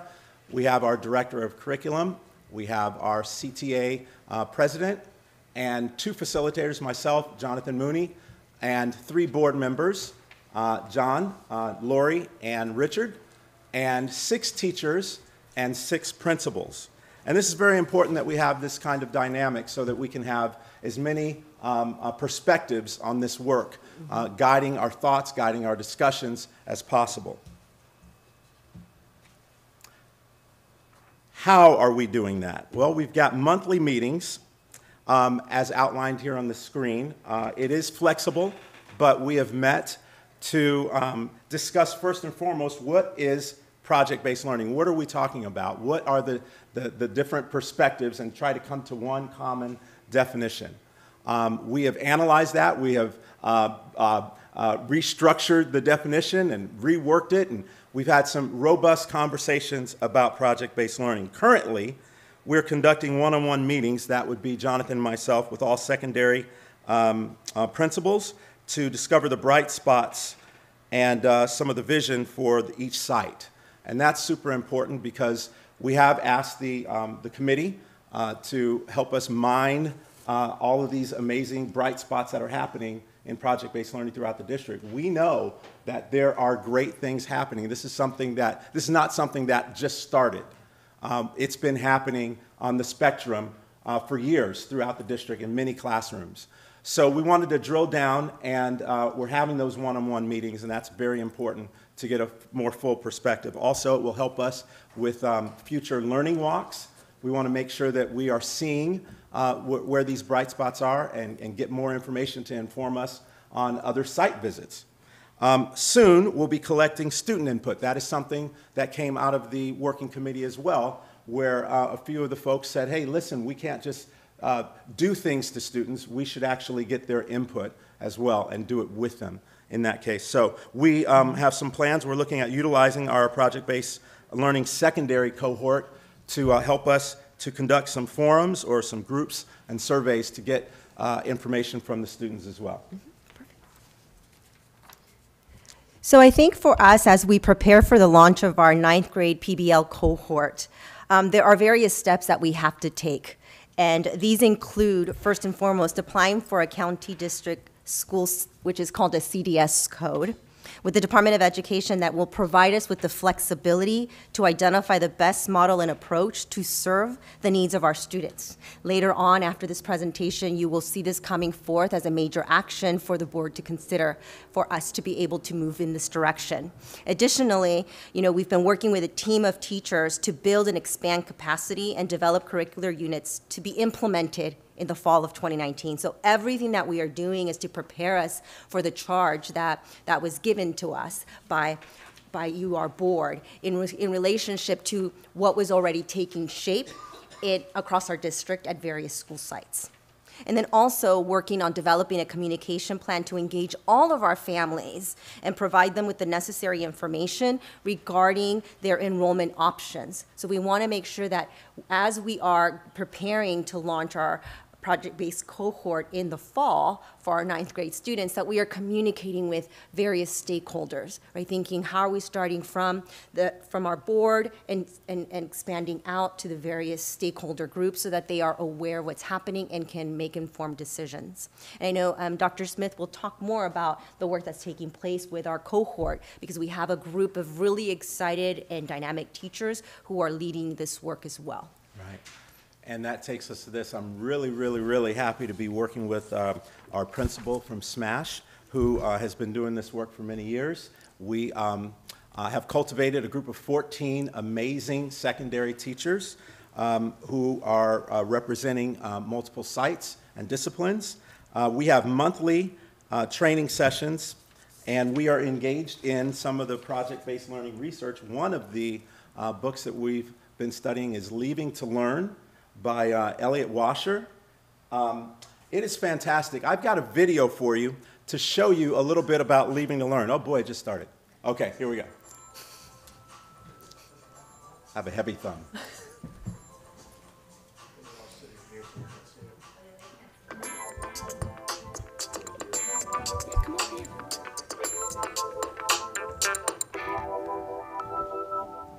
Important to leave to learn, to go beyond the classroom walls and partner with community experts. Today we have a whole team of teachers who are looking at the history of music, about multiple modalities for learning, the content of lyrics and how that can be woven into classroom projects that we know.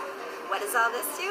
It makes students interested, engaged, feel like they are preparing for their futures, whether it's for their personal passions or their income and careers, and you get to see a glimpse of how we as adults are learning that today.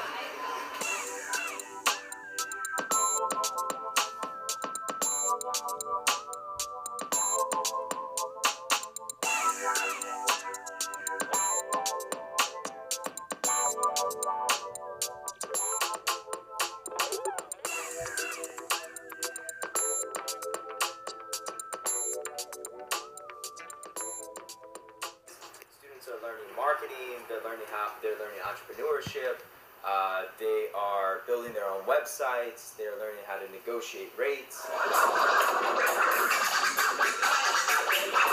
We learned how to scratch, and I was surprised by how much math was involved in the scratching. You could totally do fractions in the 16th, and then now we're learning how to draw beats in. It's crazy. And art. Oh good, this is a fun place. Kids will love it. Math, music, being outside. Great. All I can think of is all the science that you can pull into this.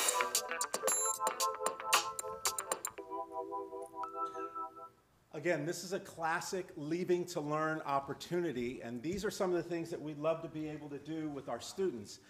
It was an amazing event, and if I could somehow capture some of the joy that they had. These are 10-year plus teachers. These are not crusty teachers. We don't have any of those anyway in Santa Monica. We have amazing teachers, and they are all energized. When they showed up, they had a nervous energy, a good nervous energy, right? where they were like this anticipation, what are we going to be doing? We're going to be scratching, we're going to be DJing. And then there was that wonder of, what does this have to do with academics? Well, they quickly found out the power of going out into the community and having a culturally relevant experience. I learned so much from Hapa, the person who runs this particular business that started in New York, and the DJ culture that gave rise to the MCs and the hip hop culture that so many kids celebrate today. And to know that there was math, there was art, there was science, music theory, and can go on and on and on. There was not a frown in that space in the entire 2.5 hours that we were there. And we know that that's exactly the power of project-based learning and community-based work that we want to be able to engage with the kids. So it was very, very powerful, and I was happy to be a part of that and looking forward to so much more. So at the end of the month, on the 26th through the 28th, we have the Buck Institute, which is the premier organization that leads the way in project-based learning. They're going to be doing a training called Project-Based Learning 101. We've got room for 35. Now, we only have 14 people in this cohort, which means that we opened it up to more cohorts. So we are spreading project-based learning throughout the district as best we can and as swiftly as we can. So we're very, very, very proud of that. I'll talk more about that. And then in the spring, we're going to be taking the entire cohort down to the Deeper Learning Conference in March. So that leads me up. There we go. The cohorts. First of all, the secondary cohort at the top left of the screen, that's the 14 that I've spoken so highly of right now. But we have also added, with the help of Pam Kazee, we have our special ed cohort. Malibu is in the plans. Obviously, we have paused on that, being sensitive. We have an elementary cohort that jumped at the opportunity before school even started. So that's at Will Rogers. They have an innovation team. So we're doing that at the elementary level, which is very important to build that pathway throughout. We have work that's going to be crossing over into a lot of the social justice work. We have members on our secondary cohort that are part of the social justice cohort. So we're looking at ways that we can bring in that training, do some cross-training, things like that. And then, hot off the presses, you heard, obviously, Santa Monica High is doing a block schedule approach. We are going to be having a group added to this training from Santa Monica High School. So we're building, we're building, we're building. That brings us to the project-based learning definition 3.0. We're defining project-based learning, and I believe I've got handouts already for the board. I'll be discussing that in a moment, but our definition right now is that project-based learning is an authentic learning experience achieved through deep engagement with high interest, relevant, real-world, curriculum-related projects over an extended period of time. Students then demonstrate their knowledge and skills through a public product or presentation. It's often interdisciplinary and or interest-based with differentiation existing in instruction, demonstration, and content. It can be individual or it can be collaborative, driven by interest, inquiry, and or individual strengths and needs. So that was our first task, is to all get on the same page and say, what is project-based learning? How are we defining it? So we're using project-based learning as an umbrella term. We know that there are many different types of project-based learning. So we've narrowed down to 3 major ones: interest-based, individualized, and inquiry. We've discussed this in other presentations, but individualized being catering to students' needs or particular challenges. Interest, catering to students' passions. So projects might originate from their personal interests, personal dreams. Inquiry-based could be question-based, problem-based, originating from the student, from the teacher, from the group, the community, or whatever. There you go. And we've got a common message.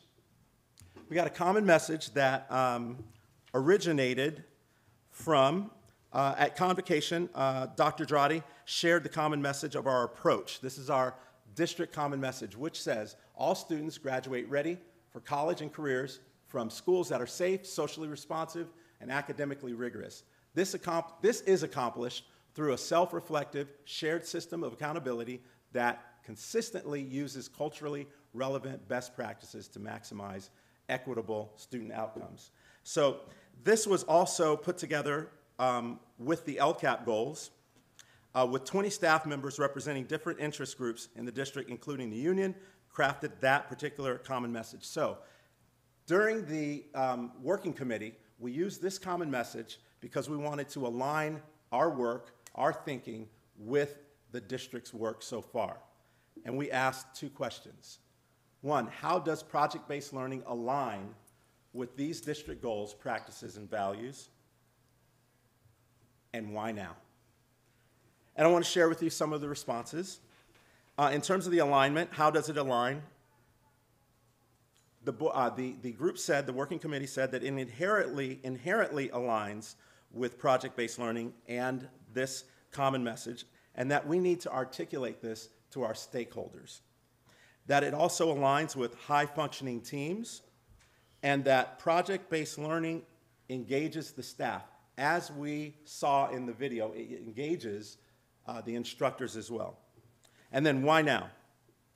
That we can't keep doing the same thing. We need higher math achievement. We need more culturally relevant practices. That's why now. Also, to achieve the guaranteed viable curriculum. We have a demand for career pathways, greater relevance, culturally responsive practices. And then we discussed what are some of the bright spots. Because we want to build on our strengths. Again, as I mentioned before, this is not something that just began or is just beginning. We're strengthening. And so we asked, what are some of the perceived bright spots for project-based learning in our district? So myself and Jonathan, we're collecting more information to prepare for our learning walks and site visits. But here were some of the bright spots that were unearthed there. Our project Lead the Way is a great place to start in terms of building pathways. Our blended learning has done some amazing things in helping to facilitate more student-centered learning. And many teachers are doing various versions of project-based learning already. And as mentioned, we've got cohorts forming and we've got teachers that are being trained. Our second discussion, what are some of the barriers? So I put the hurdles there because we got to get over some hurdles, obviously. We want to make sure this thing sticks and that it's not a passing fancy. We want to be aware of these challenges in order to build a solid foundation. Some of the common barriers that were discussed and we're still discussing, time constraints. We need more time in our classrooms to do project-based learning properly. Teacher training, facility constraints. It's so exciting to know that we're working towards getting greater facilities to be able to facilitate this work. Perception issues. Sometimes people think that project-based learning is not real learning or that it's just fun and games. It's not. We had a second goal, and that was to set aside funding to hire a coordinator. Me. So here are some of the areas of my responsibility I wanted to point out. 4 basic buckets: project-based learning, career technical education, dual and concurrent enrollment, and adult education. So in project-based learning, I'm involved in leading cohort development and training, coordinating site visits, and for CTE, we're working with Santa Monica High to begin to identify possible CTE pathways, supporting CTE efforts through our conferences. As a matter of fact, we've got a team right now out in Rancho Mirage at the state CTE conference. They are bonding and they are doing some amazing things and networking. And coordinating grants to support the growth of CTE and engaging the business community. For dual and concurrent enrollment, working with SMC, as Maria had mentioned, developing teams to help realize the clear and guided pathways that allow students to leverage dual enrollment opportunities and courses, coordinate viable CTE pathways that lead through the community college and beyond, represent the district on the Education Collaborative, a subgroup of the city's Cradle to Career Initiative, and then with adult education serving as co-chair of the Santa Monica Regional Consortium for Adult Education. So I'm enjoying my work. It's a full plate. I want to share with you some of the professional learning that I've been working on here in the district.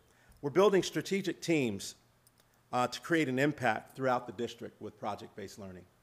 First, starting with what we have right now, as mentioned. We've got opportunities for learning walks. We're finding those bright spots to build on. Big picture learning. It was amazing to go down to Atlanta over the summer to get a firsthand view of just what amazing work is happening in the big picture learning networks.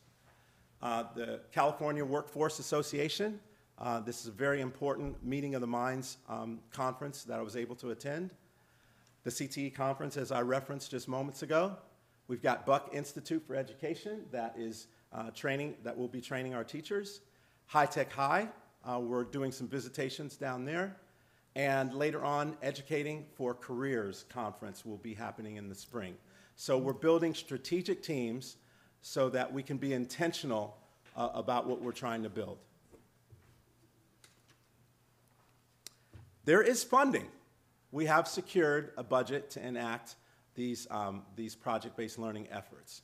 We've got base funding for project-based learning coming out of our LCAP, Career and Technical Education Improvement Grant, sometimes known as the CTIG, and we have matching funds that go along with that, and we have the Carl Perkins CTE grant. And on the horizon, very quickly, we've got the Strong Workforce Program, which is going to be allocating $26 million in the LA region alone. So that supports our work. Again, we're developing a PBL vision through our site visits. So in November, we've sent a small team down at the Da Vinci schools down in El Segundo. In December, we are planning to visit CART and hopefully a big picture school up in that area and perhaps even an innovation school there in the area as well. So that's in the works. In January, returning up to Dos Pueblos Engineering Academy and an incubator school through Cal Lutheran. So those things are in plans. And then we're going to come back to Da Vinci School with more strategic teams to be able to see it. So the first one was a scouting visit. And then in March, go down to High Tech High and Portola in Irvine. We just received our learning materials for deep learning and what a school could be. These are going to be books that we're handing out to our Superintendent's Working Committee on Project-Based Learning and our secondary cohort of teachers so that we can base our work in theory and in practice.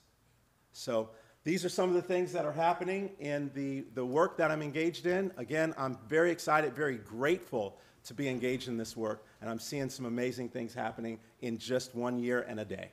So, any questions or discussions? I know Maria's itching, so I'll just say, Maria, go. Just no. We might be on Friday already if we wait for you to go last. All right, Lori, Oscar? Yeah, we've been in it. Yeah, been there. I think it's exciting work. I mean, this is we just finished a campaign, and on the campaign trail, a lot of people, wanted to know more about how are we being innovative and meeting student needs, especially in the area of CTE. And so this is our response, and it's very complete. There's a lot of the approach that you all are taking, I think, is the right approach to look around for the best practices. Bless you. Look around for best practices and gather information.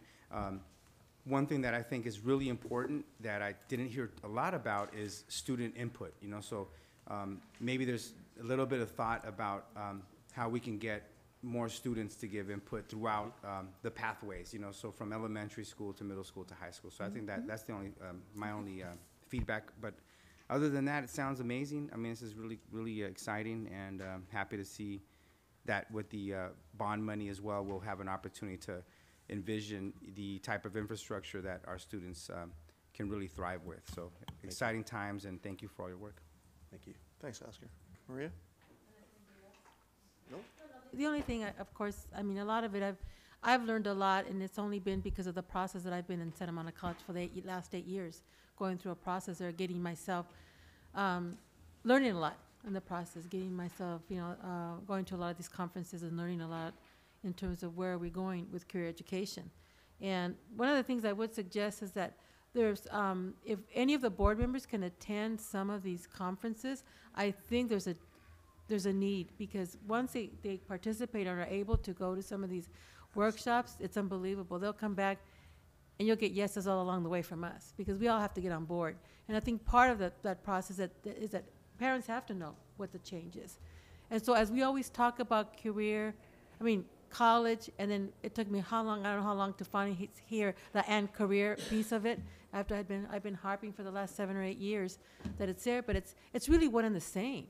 And I think that's what we're trying to impress on people, that going through the career aspect of it isn't diminishing the fact that you're learning, that there is education involved with this. That's right. It's just that the different road that maybe a student of ours will take, that will maybe go from high school to a 4-year, that will go from high school to a 2-year, or high school to a career technical, to get a certification that will get them into the entry level at what we call the high-tech, high-wage, high-need arena, so that they, in a sense, can go to work, get a feel for it, and engage in knowing, I want to do more. And they will get them back into the pathway of getting their college degrees. But so for me, it's one and the same. It's not like I say it all in one. I don't even say and anymore. I'm just saying, college and / career, it's all in one word. And I think that's where we all have to go to. And I'm glad that we have a lot of the professional developments where we have to get everybody on board. And this is interesting. I had comments with certain parents who really don't know what it takes to get some of this project-based learning set up, that in a classroom, when we were talking about block scheduling, for example, that parents will go, oh my God, it's 90 minutes of lecture. And I go, no, that's what you think the old concept is. A new concept isn't 90 minutes of lecture. It's a whole different concept. I think parents have to understand, what does that mean? And there again, that's what I'm saying, that the parents have to also learn. We have to go take it out into the road. I think once the community understands, and we can have these learning experiences for the community, and parents still get on board. You're still going to get the traditional parents that are there, that, not to say anything, but that want to send their kids to UCLA, and then it's okay. But for me, it's like, once you get to see the breakup of the UCs to the CSUs to the community colleges, and it's, for me now, the UCs are they're research-based kind of institutions which are great for many of our students who are going to go through the law schools or the medical schools or that end, where they already know where they're going to go, and they already know where they're going to go for the professional road. But that's only like a small percentage in this district. So the majority of all our kids are right in the middle. And those are the students who's, like myself, first generation, I didn't know where I was going. I was lucky enough that I met mentors along the way that got me to this position. But even parents who, my classmates from high school who didn't go to college, their kids are barely, maneuvering through the system, getting through college, but not really understanding the process. So even then, there's a lot for us parents to learn. But now we can't think like we did when all of us got our degrees, like in my generation back in the 70s or 80s, that we're now in 2018, and things have changed. And so we all have to kind of change with the times. So that's my only thing. So hopefully, please include us. Absolutely. In terms of the training, the board has to be on board, because Right. we're only hearing you, but we have to actually see it happen. And I failed to mention, we do have one coming up in December. And I know Richard is going to be a part of that one. But there will be more, and absolutely. Thank you. Oscar, or No. anybody else? All right, man, thanks so much. It's been a lot of fun being in this working group, and ready for the next steps. All right, thanks, great. man. Appreciate it. Which brings us to major action item. Right on the heels, application for the new County District School CDS code, project-based learning, high school. Yes, so good evening, everyone. So today let's wait. Because we're going to have to. Yeah, you have we to can vote. talk without him here. We can talk. We'll just have to have him back for the vote. Okay. So tonight we're here and seeking approval from the board to form and establish a 9th grade project-based learning cohort to begin on August 22nd, 2019. The intention is to create a PBL pathway and serve students from 9th through 12th grade, beginning with our 9th grade cohort and every year building on with a new grade level. This approval will allow us to submit an application for a county district school CDS code that will provide us with the opportunity to move forward. We have identified 601 Pico Boulevard, which is Samo High, as the interim location, and myself as the interim principal until a final recommendation comes before the board in the coming months in relationship to more specifics. So at this point, I will open it up to questions or wonderings in regards to this process. Somebody ask a question. 'Cause we have to wait for I'll just Oscar make a anyway. statement, Yeah. just to fill the time till Oscar. I think we obviously have to do this because we have to get the state imprimatur to do whatever we do. So the reason it was structured this way is to allow for a lot of decisions that have not yet been made about certain aspects. And so I don't want anyone who might be listening, who's not here, to be misled by anything. A lot of decisions yet just haven't been made fully about sort of the nuts and bolts of it, other than we have to do this, and it really is a commitment, I think, to going forward in some manner, even if all of the details won't be known probably for several months. But correct me if I'm wrong, because in one of the briefings we had last week, all of this planning and everything, in essence, has to fit within our LCAP plan. So all of this is all part of what, as a district, we're going to decide we're moving forward.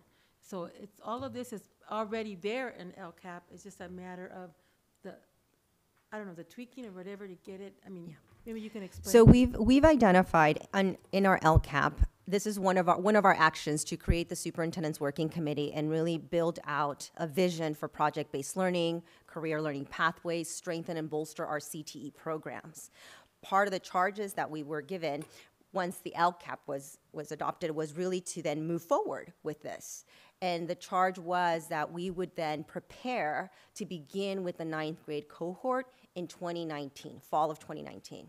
So in order to be able to have as much flexibility in the decision-making for the model that we're going to be moving forward, the proposal is that the board approve us submitting this application, even though we might not have the details. I've already contacted CDE, and they've shared with me that if once final decisions are made in relationship to location, that could be adjusted once the board makes the determination. I think more than anything, it's about us having the flexibility and the pieces in place to move forward, whatever direction we decide and the board decides to move in. It will take us about 4 to 6 weeks for the CDS code to come through. And again, once a decision is made regarding location or any of the details, they said that it's a simple process to go through and just articulate the why behind the changes. But I think it's really about providing us the flexibility to move in whatever model and direction we so desire. Thank you. I mean, the only other piece that I can add to it is because there's, in a sense, a lot of funding that's not only coming through the CDE side, the Department of Education, California, but also in the Community Chancellor's Office, Community College Chancellor's Office.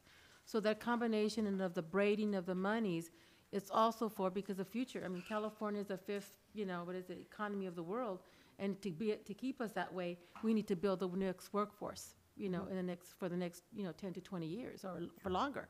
So if we want to keep the 5th year. So, and part of it is like looking at the structures that we had in place, not really going there. So that's why all of this funding, all of these resources, all of the school districts are looking into how they're going to revamp, how they're offering their education to make sure they meet the demands of the state of California, to make sure that we give them a workforce.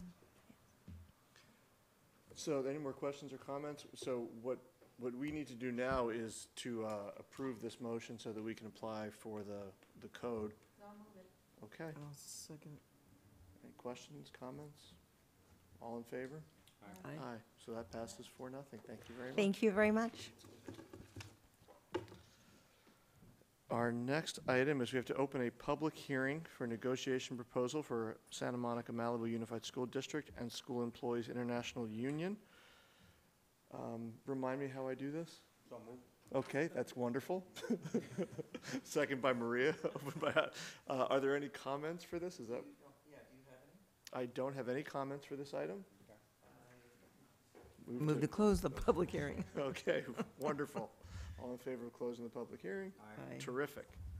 Which brings, okay, which now brings, first time. Next item, major action item.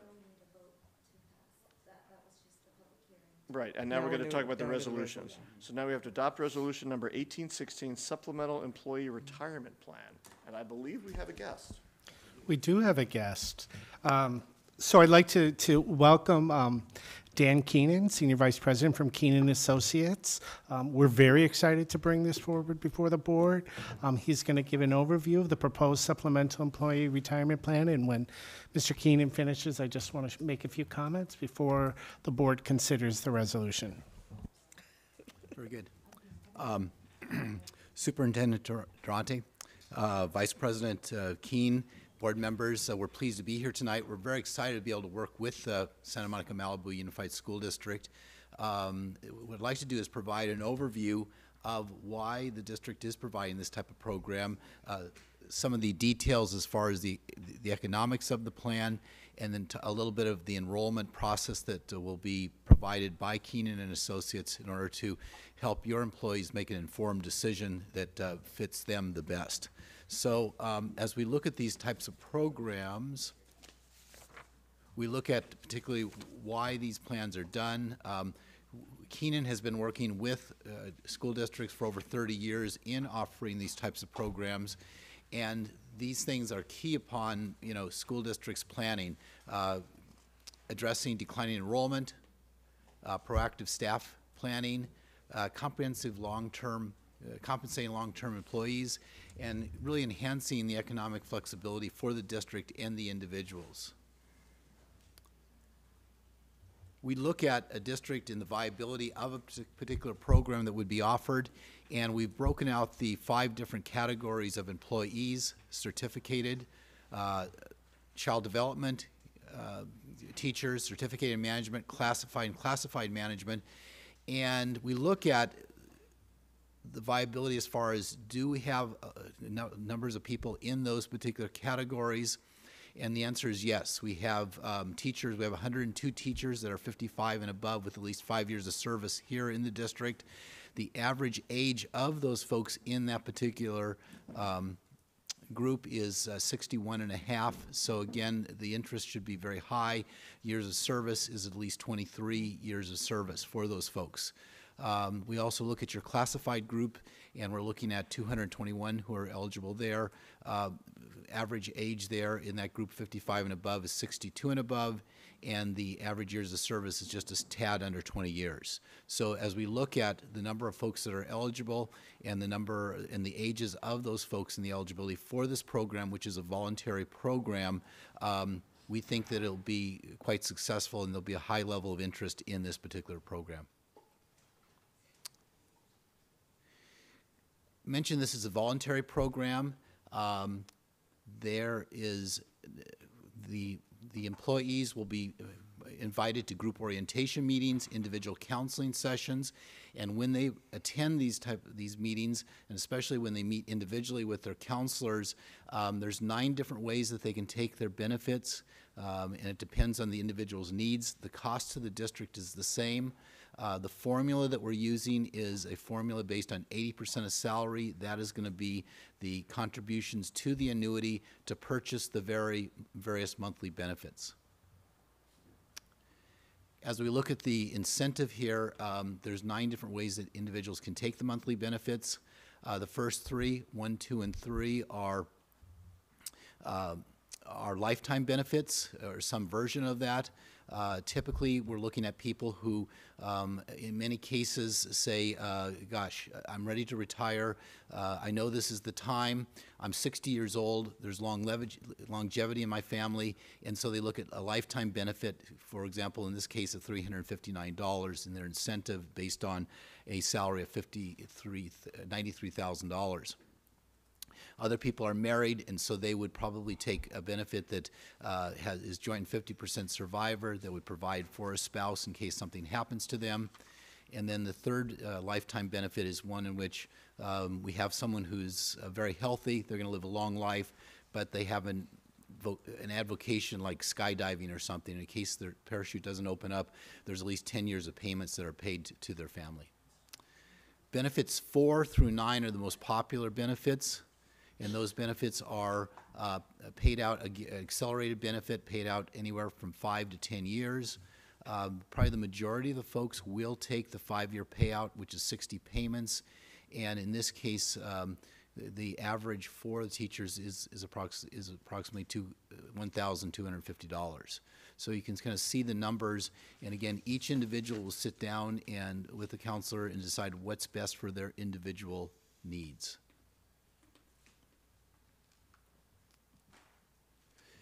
The way these programs are affordable, if you will, is we look at the differential in salary. We look at the differential in salary between an existing, typically, instructor and a new instructor being hired. There's costs for health benefits. There's costs for the annuity.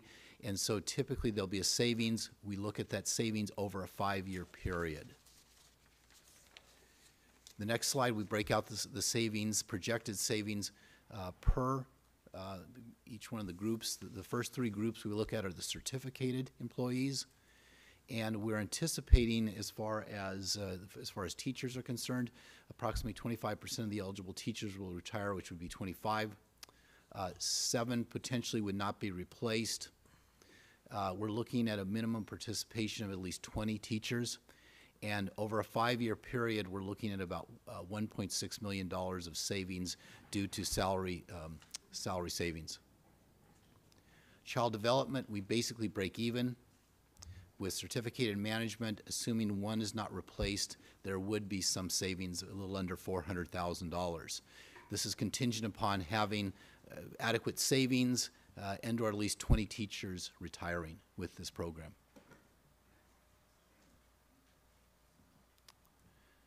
With classified, we've broken that out into classified employees and classified management. And we're looking at assuming that we're approximately 53 teachers or classified employees we're anticipating to retire. 8 would not be replaced potentially. We're looking at a minimum of 25 classified employees in that group to participate. Over a 5-year period, we're looking at about $1.6 million of savings. Additionally, there would be savings with the classified management, assuming one not replaced. We're anticipating about 4 of those folks to retire. So again, the incentive is driven by the 80% of salary offered in a monthly benefit, and the savings to provide that level of benefit is provided due to the differential in salary for your employees.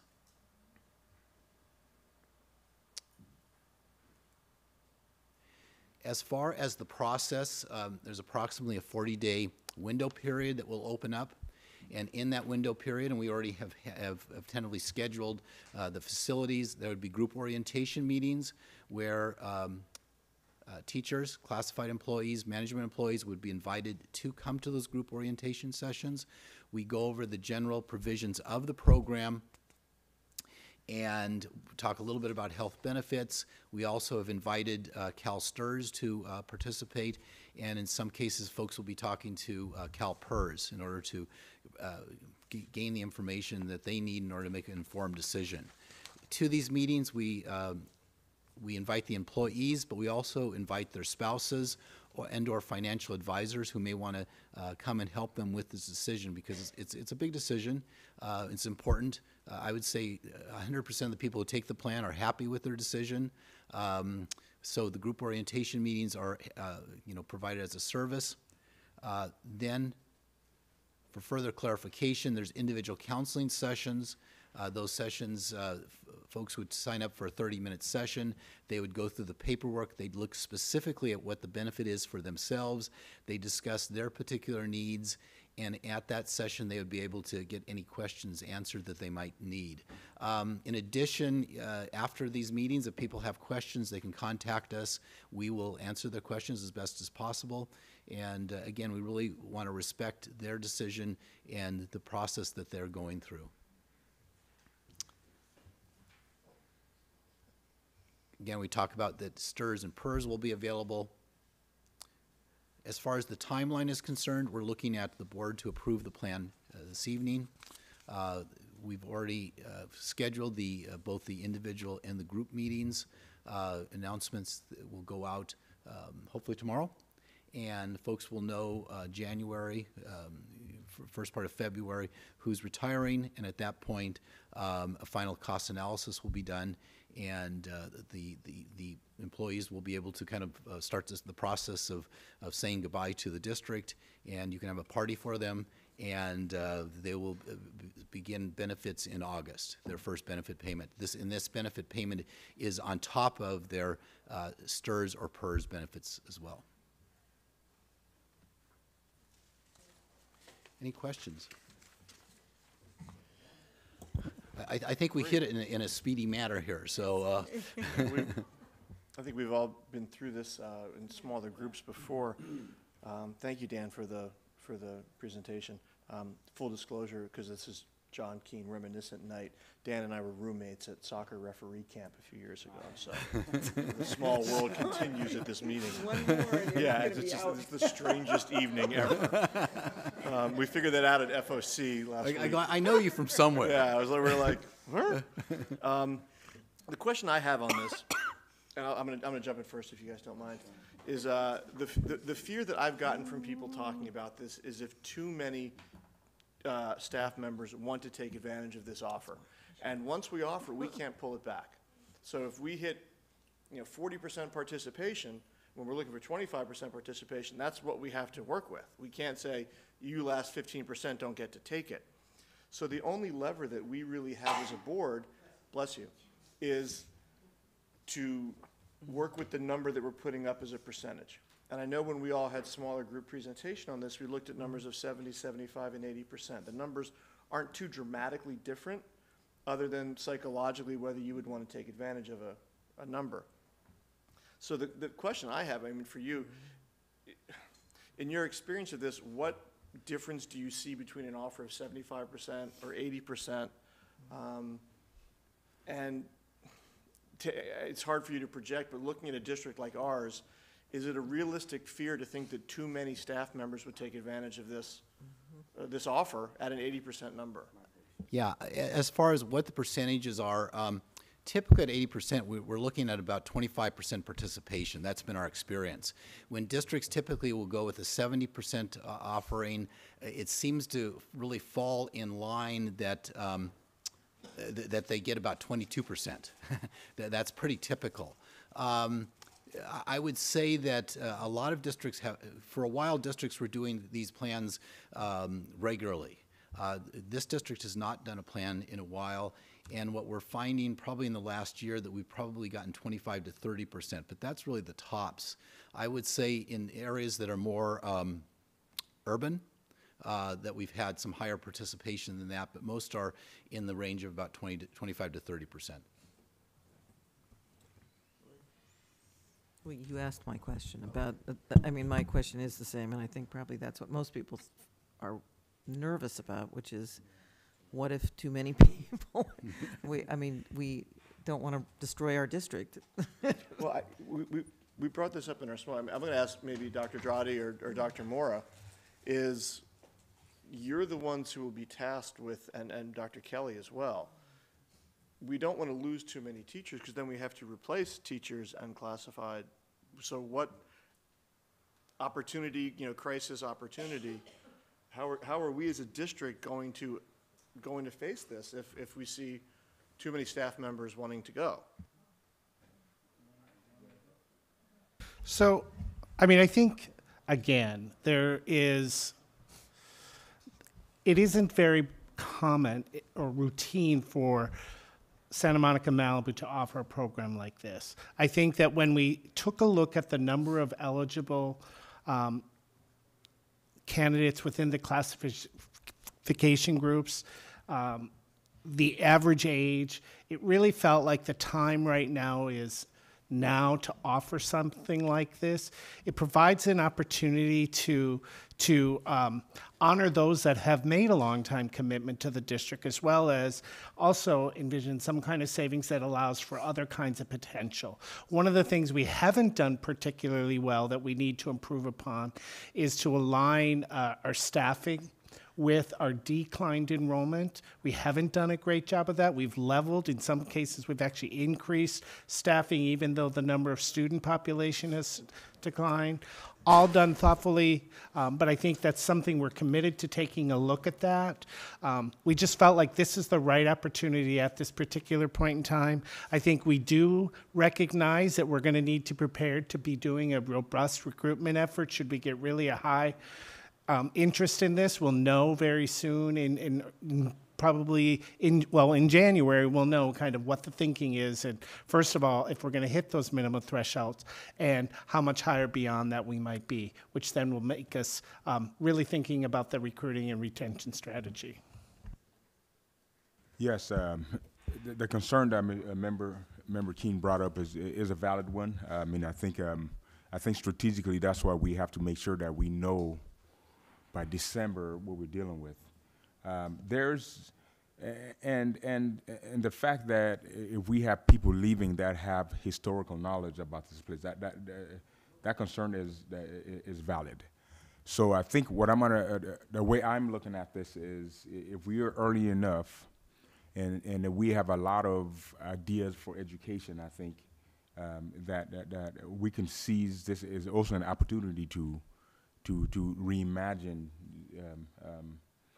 Not that we would disrespect people that left. There's no way you can get that knowledge back, but we can look at this as an opportunity to attract people to come to the district, because I think this place is probably greater than other places I've seen. So we have to go poach, we have to go identify people, because we're Santa Monica-Malibu Unified. I think we can do that, and we have to kind of really understand what we have to give and to go after people and start early on. And I'm confident if we do that, we'll find people. It may not be the same as the people we have lost, but at least if we're clear about what we want, I think we'll go after some of those people. So it is an opportunity.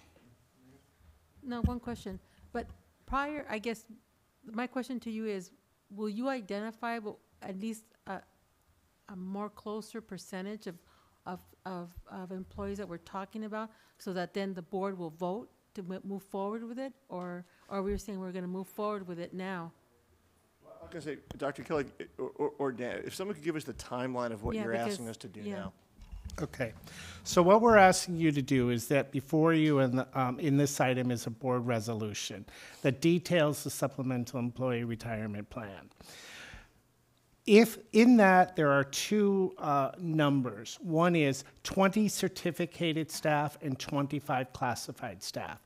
If we have those numbers, if we get 20 people to submit a separation form and a SERP enrollment packet on or before January 18th, if we hit 20 certificated, this resolution commits that we will move forward with that. If we hit 25 classified, this resolution says we will move forward with that. If we fall short in either of those categories, it doesn't mean we wouldn't necessarily move forward, as we'd have to have another discussion about whether we want to consider. Let's say we had 19 certificated. Is it still something that but we had a really robust in the classified? That's when we'd probably take a look at again, and that's where there was a date in there, I think, well, I have it. It's we built in the 24th as a final, right. January 24th as a final cost analysis. Right, to look at that cost analysis. But if we hit the targets of 20 and 25, we will move forward. Now, it's not that both groups must hit that. It's if one hits it, we're moving forward with that group. And if the other group hits it, we're moving with that group. Our certificated management and CDS teachers are lumped in with the certificated teachers, and our classified management are lumped in with that, with the classified employees. So it isn't that we need 25 classified persons, and that's combined the total of the classified and the classified management. It's classified, and then management, any other management on top of that would just be an addition. Hope that made sense. And just the other thing that I remember in the past, I've always asked, I guess, even in terms of creating, we've never really in this district ever created pools of employees, to have, potential employees available in case we needed staff. We've never been able to do that because I guess the answer in the past has always been, well, if we're not hiring, why are we creating the pools? And I understand that, but I think it's maybe a time that maybe we might be able to do that just to get ahead on it and start to create. And even though, we might only need 5 or whatever, but at least we create a pool, because it's hard to, because most people won't want to come all the way out here, especially if they don't live, and it's the traveling and all those aspects of it that come with it. So, I don't know. That's just, I'm saying that maybe it's time to do that, to create those, create a pool of future teachers. Comments, questions? We have a resolution in front of us. I think this is the right, okay, I'm going to second it. And then I'm going to say I think this is the right plan at the right time. I think we need to reward teachers and staff who have been with us a long time and are wanting to take that step to move on to the next phase of their lives. I do have fear that too many are going to go. But we're kind of here, and the number's already there in print, and it's kind of, we're not going to put the toothpaste back in the tube, so. And I do want to say that I had an opportunity to meet with Carol Carty-McNeely, Sarah Braff, and Ruthie Mangle from our SMASA group, representing management. Well, none of them are 55 yet, so. On behalf of each of the employees that they represent, first of all, I think they were very excited about the possibility and also grateful that the board is even considering it. We've got a motion from Marie. We got a second by John. Any more comments, questions? All in favor? Aye. Aye. Oh, sorry, let's roll call it then. So it's a resolution. We're going to do a roll call for that, people. Board Member Leon Vasquez? Yes. Board Member Lieberman? Yes. Board Member De La Torre? Yes. And Board Member Keene is yes as well. That's 4-0. Whew. Thank you very much. We look forward to working with you all. Why does this say Ethan from? I know, isn't it funny, so Doctor, the report for the SERP says Ethan Frome at the top, which is my least favorite book in high school English. I didn't like it either. It was awful. But I don't remember it. But for some reason, Ethan Frome is the tab. Yeah, all right, the next. All right, we're doing what we're not supposed to do, which is closing our night with budget revisions. We were supposed to do our budget stuff early, but Richard's not here. So Gerardo is going to step in, and he's going to bring it home strong. We'll try to keep it brief and not bore you to tears or to sleep. So, Gerardo Cruz, Director of Fiscal and Business. So before we start, I just want to give you a little picture snapshot. A lot of what we've been hearing tonight is referencing our dear community of Malibu and our other districts that were affected by the fires. We actually had the opportunity to host Las Virgenes payroll staff in our computer lab today. Dr. Jati was able to go and see them, as well as other leadership in the district. They're completely displaced from their district office. And so when we think about that, we always think that student safety and family safety is obviously our #1 priority.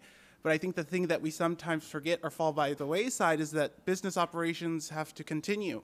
So this payroll staff is here making sure that their over 1,500 staff are getting paid, even with the fires going on. And these employees here, they were displaced from their homes as well. So not only are they dealing with that personal struggle, they're also worrying about paying 1,500 staff. So we were glad that they were able to come and visit with us. I have to give a big shout out and thanks to our director of IT, Ruthie Mangle, and her team, who basically set all this up in a couple of hours for them once they knew that they needed a spot to come. So, and Gail also tweeted and retweeted our little photo here. Las Virgenes was kind enough to give us a shout out as well. So thought I'd just start with that. So for our first budget revision, it's going to be a quick and easy. This is what you normally do of your regular routine budget revisions. We're going to take a look at our financials as of October 31st. We're going to compare them to our adopted budget that you saw in June. You're probably also thinking, well, we adopted a budget, but we also came for a 7-minute meeting in August for a 45-day revision. How come you're not mentioning that anywhere? Well, we'll reference that a couple of times as well.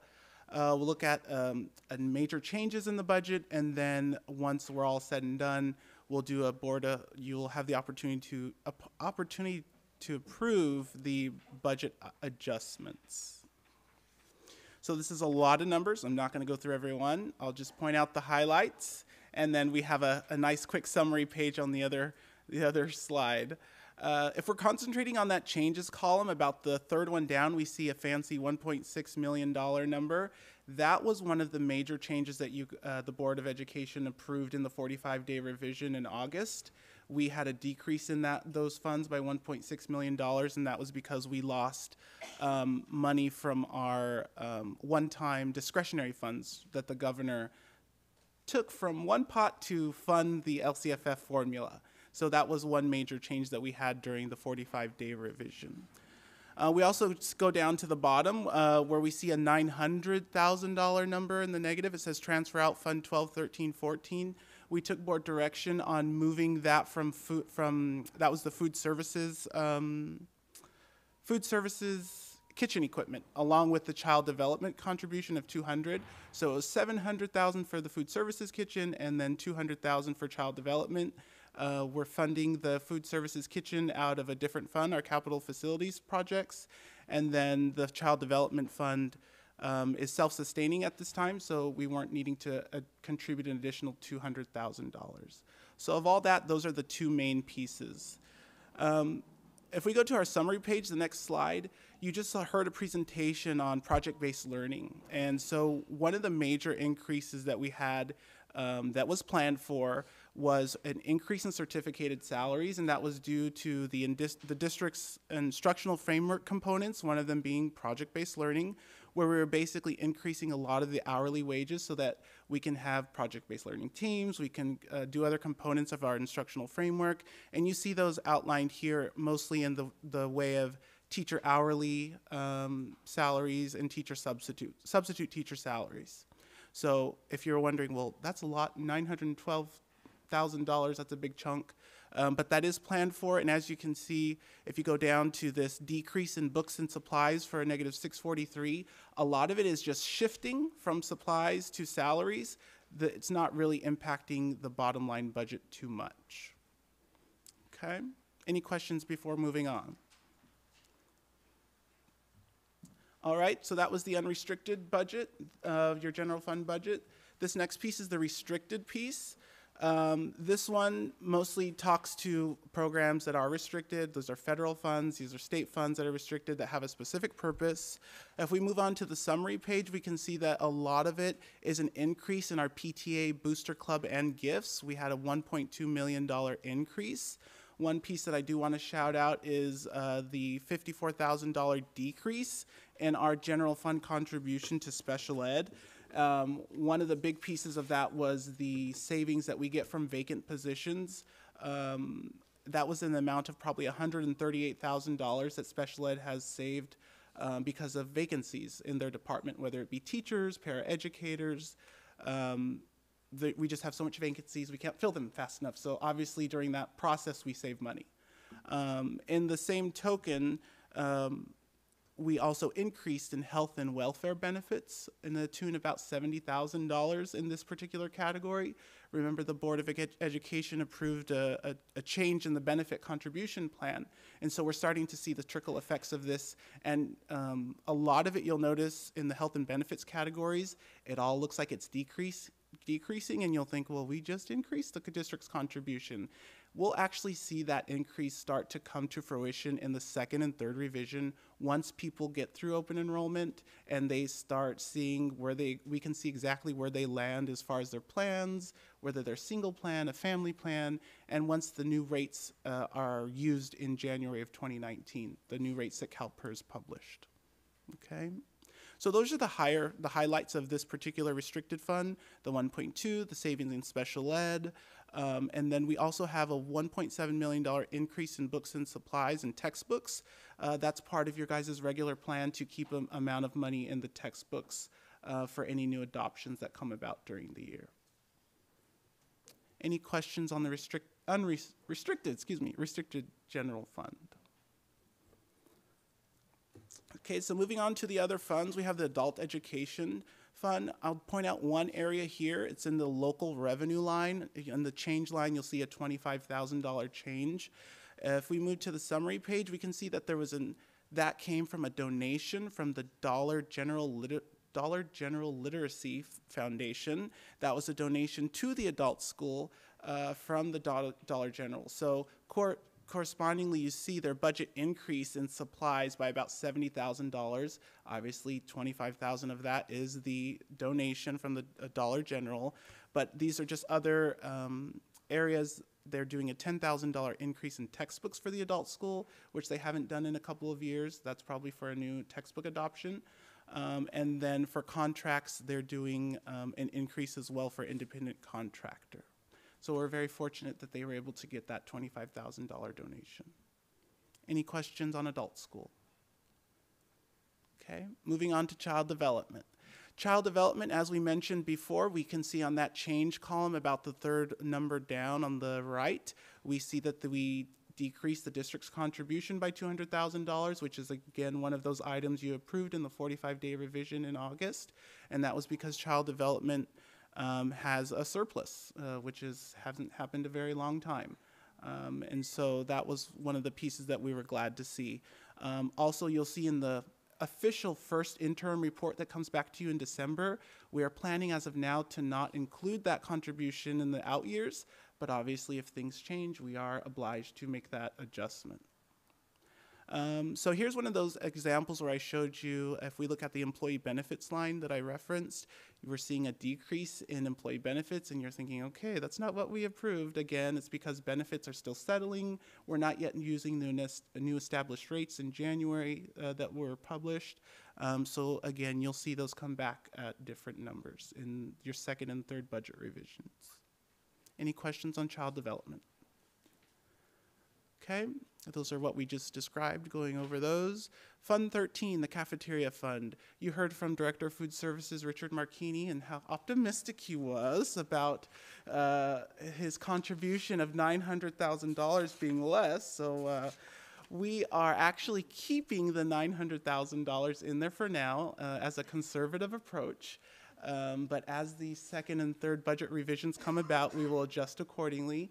We don't want to leave him high and dry in the event that he does need to access those additional contribution funds. And you can see that that's earmarked there on that right for $700,000.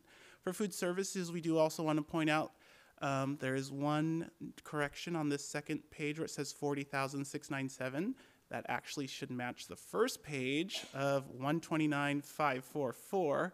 That was a savings for two positions. One is a full-time food service worker, and the other one is a full-time food service operations supervisor. So those were the decrease in those FTE. Any questions on food services? All right, moving on. Fund 14, good thing there was no change since you adopted the budget back in June, so there's not much to say about that one. Fund 14. These next several slides, I'm not going to go over change by change. These are our building fund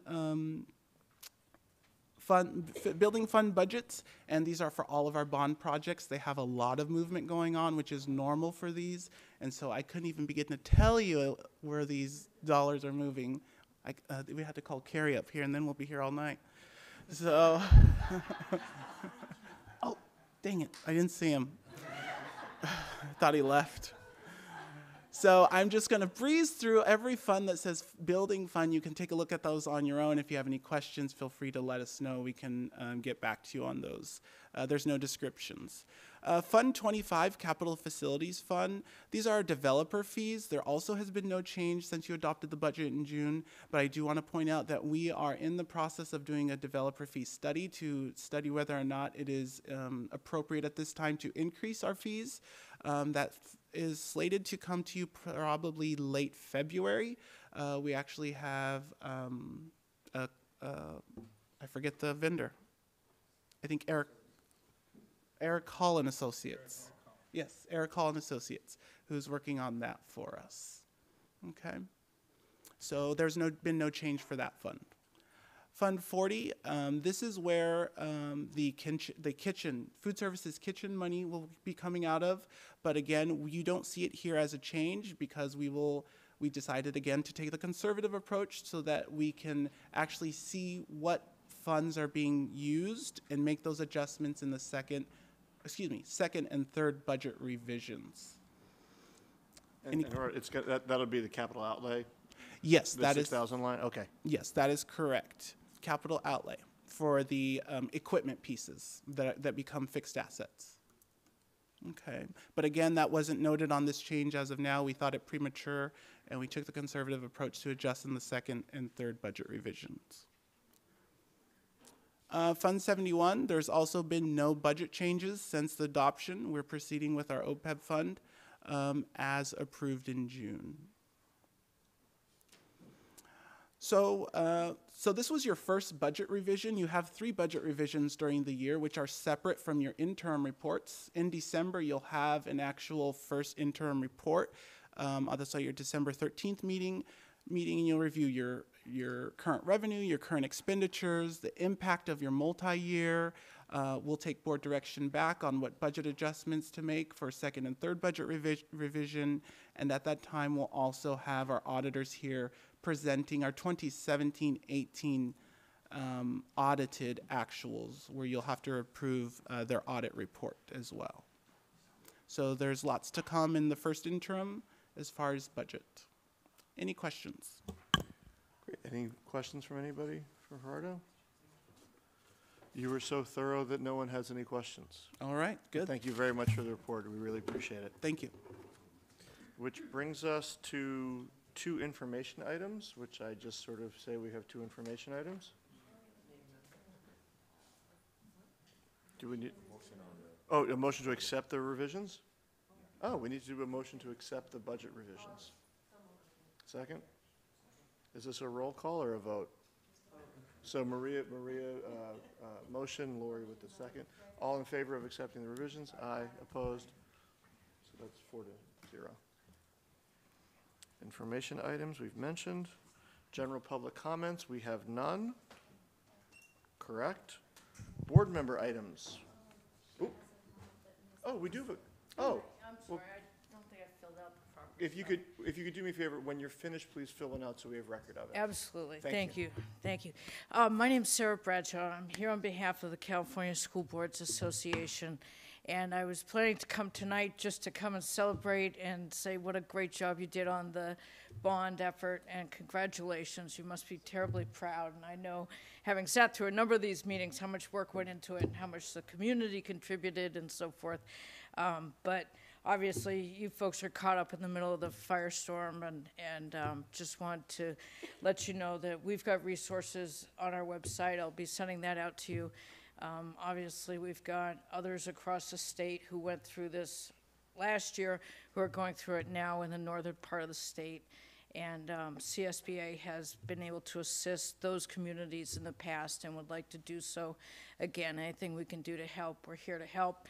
And wow, that was awesome having Les Virgis down here to process payroll. That's the kind of stuff people don't think about, but so directly impacts lives of people who are in turmoil at the moment. So again, congratulations. This district's doing some great stuff for a lot of people, and I'm sure you don't get enough thanks for doing so. Well, thank you, Sarah. We saw you in the back there. Really appreciate you having you here coming to meetings, and we'll see you in a couple weeks at CSBA. That'll be fun. Do we have board member items? Lori? So I'm just going to put the icing on what Sarah said, because she really said what I was going to say. But, you know, given that the fires kind of overtook the election, like almost immediately, we haven't even had a chance to recognize that we passed both in Malibu and here these bond measures overwhelmingly. So the number at this point here is over 71%, and I think it's at 70 in Malibu, which is amazing and fantastic and reflects a lot of amazing community support. So that's all I wanted to say, and thank you, Sarah, for saying it for me. Anybody else have anything? Oscar, Maria? Real quick. Just want to inform everyone, the newspapers have already reported that there was a successful trial and litigation with the Pico Neighborhood Association here in the city of Santa Monica that will most likely lead to district elections in the city, as that's one of the remedies that the California Voting Rights Act calls for. So it'd just be important for us to think about what impact does that have on our school district, and we should just be thoughtful about that. But I wanted to thank all the members of our community that fought for almost 2.5 years, and it was successful, and we just wanted to see what impact, you know, to ask the question, how that might impact our school district as well. Great, thank you, Oscar. To close the meet, oops. So it's been like Lori said, it's been a couple weeks. I mean, it really has been the highs and the lows of everything. And unfortunately, we're adjourning the meeting once again in a way that we would rather not. We adjourn our meeting tonight in memory of the victims of the Borderline Bar and Grill mass shooting, which occurred just a week ago today in Thousand Oaks. 12 people were shot and killed, including a survivor of last year's mass shooting in Las Vegas, a Pepperdine freshman, and a sheriff responding to the 911 call. And we also adjourn our meeting today in memory of the victims of the Woolsey Fire and Camp Fire. Within the past week, 2 major deadly fires erupted in our state. At least 48 people have died in the Camp Fire in Butte County, with more than 100 people still missing. The hardest hit town is the town of Paradise, which lost 90% of its structures to fire. Closer to home, the Woolsey Fire in Ventura and Los Angeles counties has claimed 3 lives and destroyed hundreds of homes, greatly upending the lives of many of our family and staff in Malibu. We thank the first responders who continue to battle these blazes. We send our heartfelt sympathies to those who have lost loved ones. Have a quick moment of silence, please. Thank you, and the meeting's adjourned.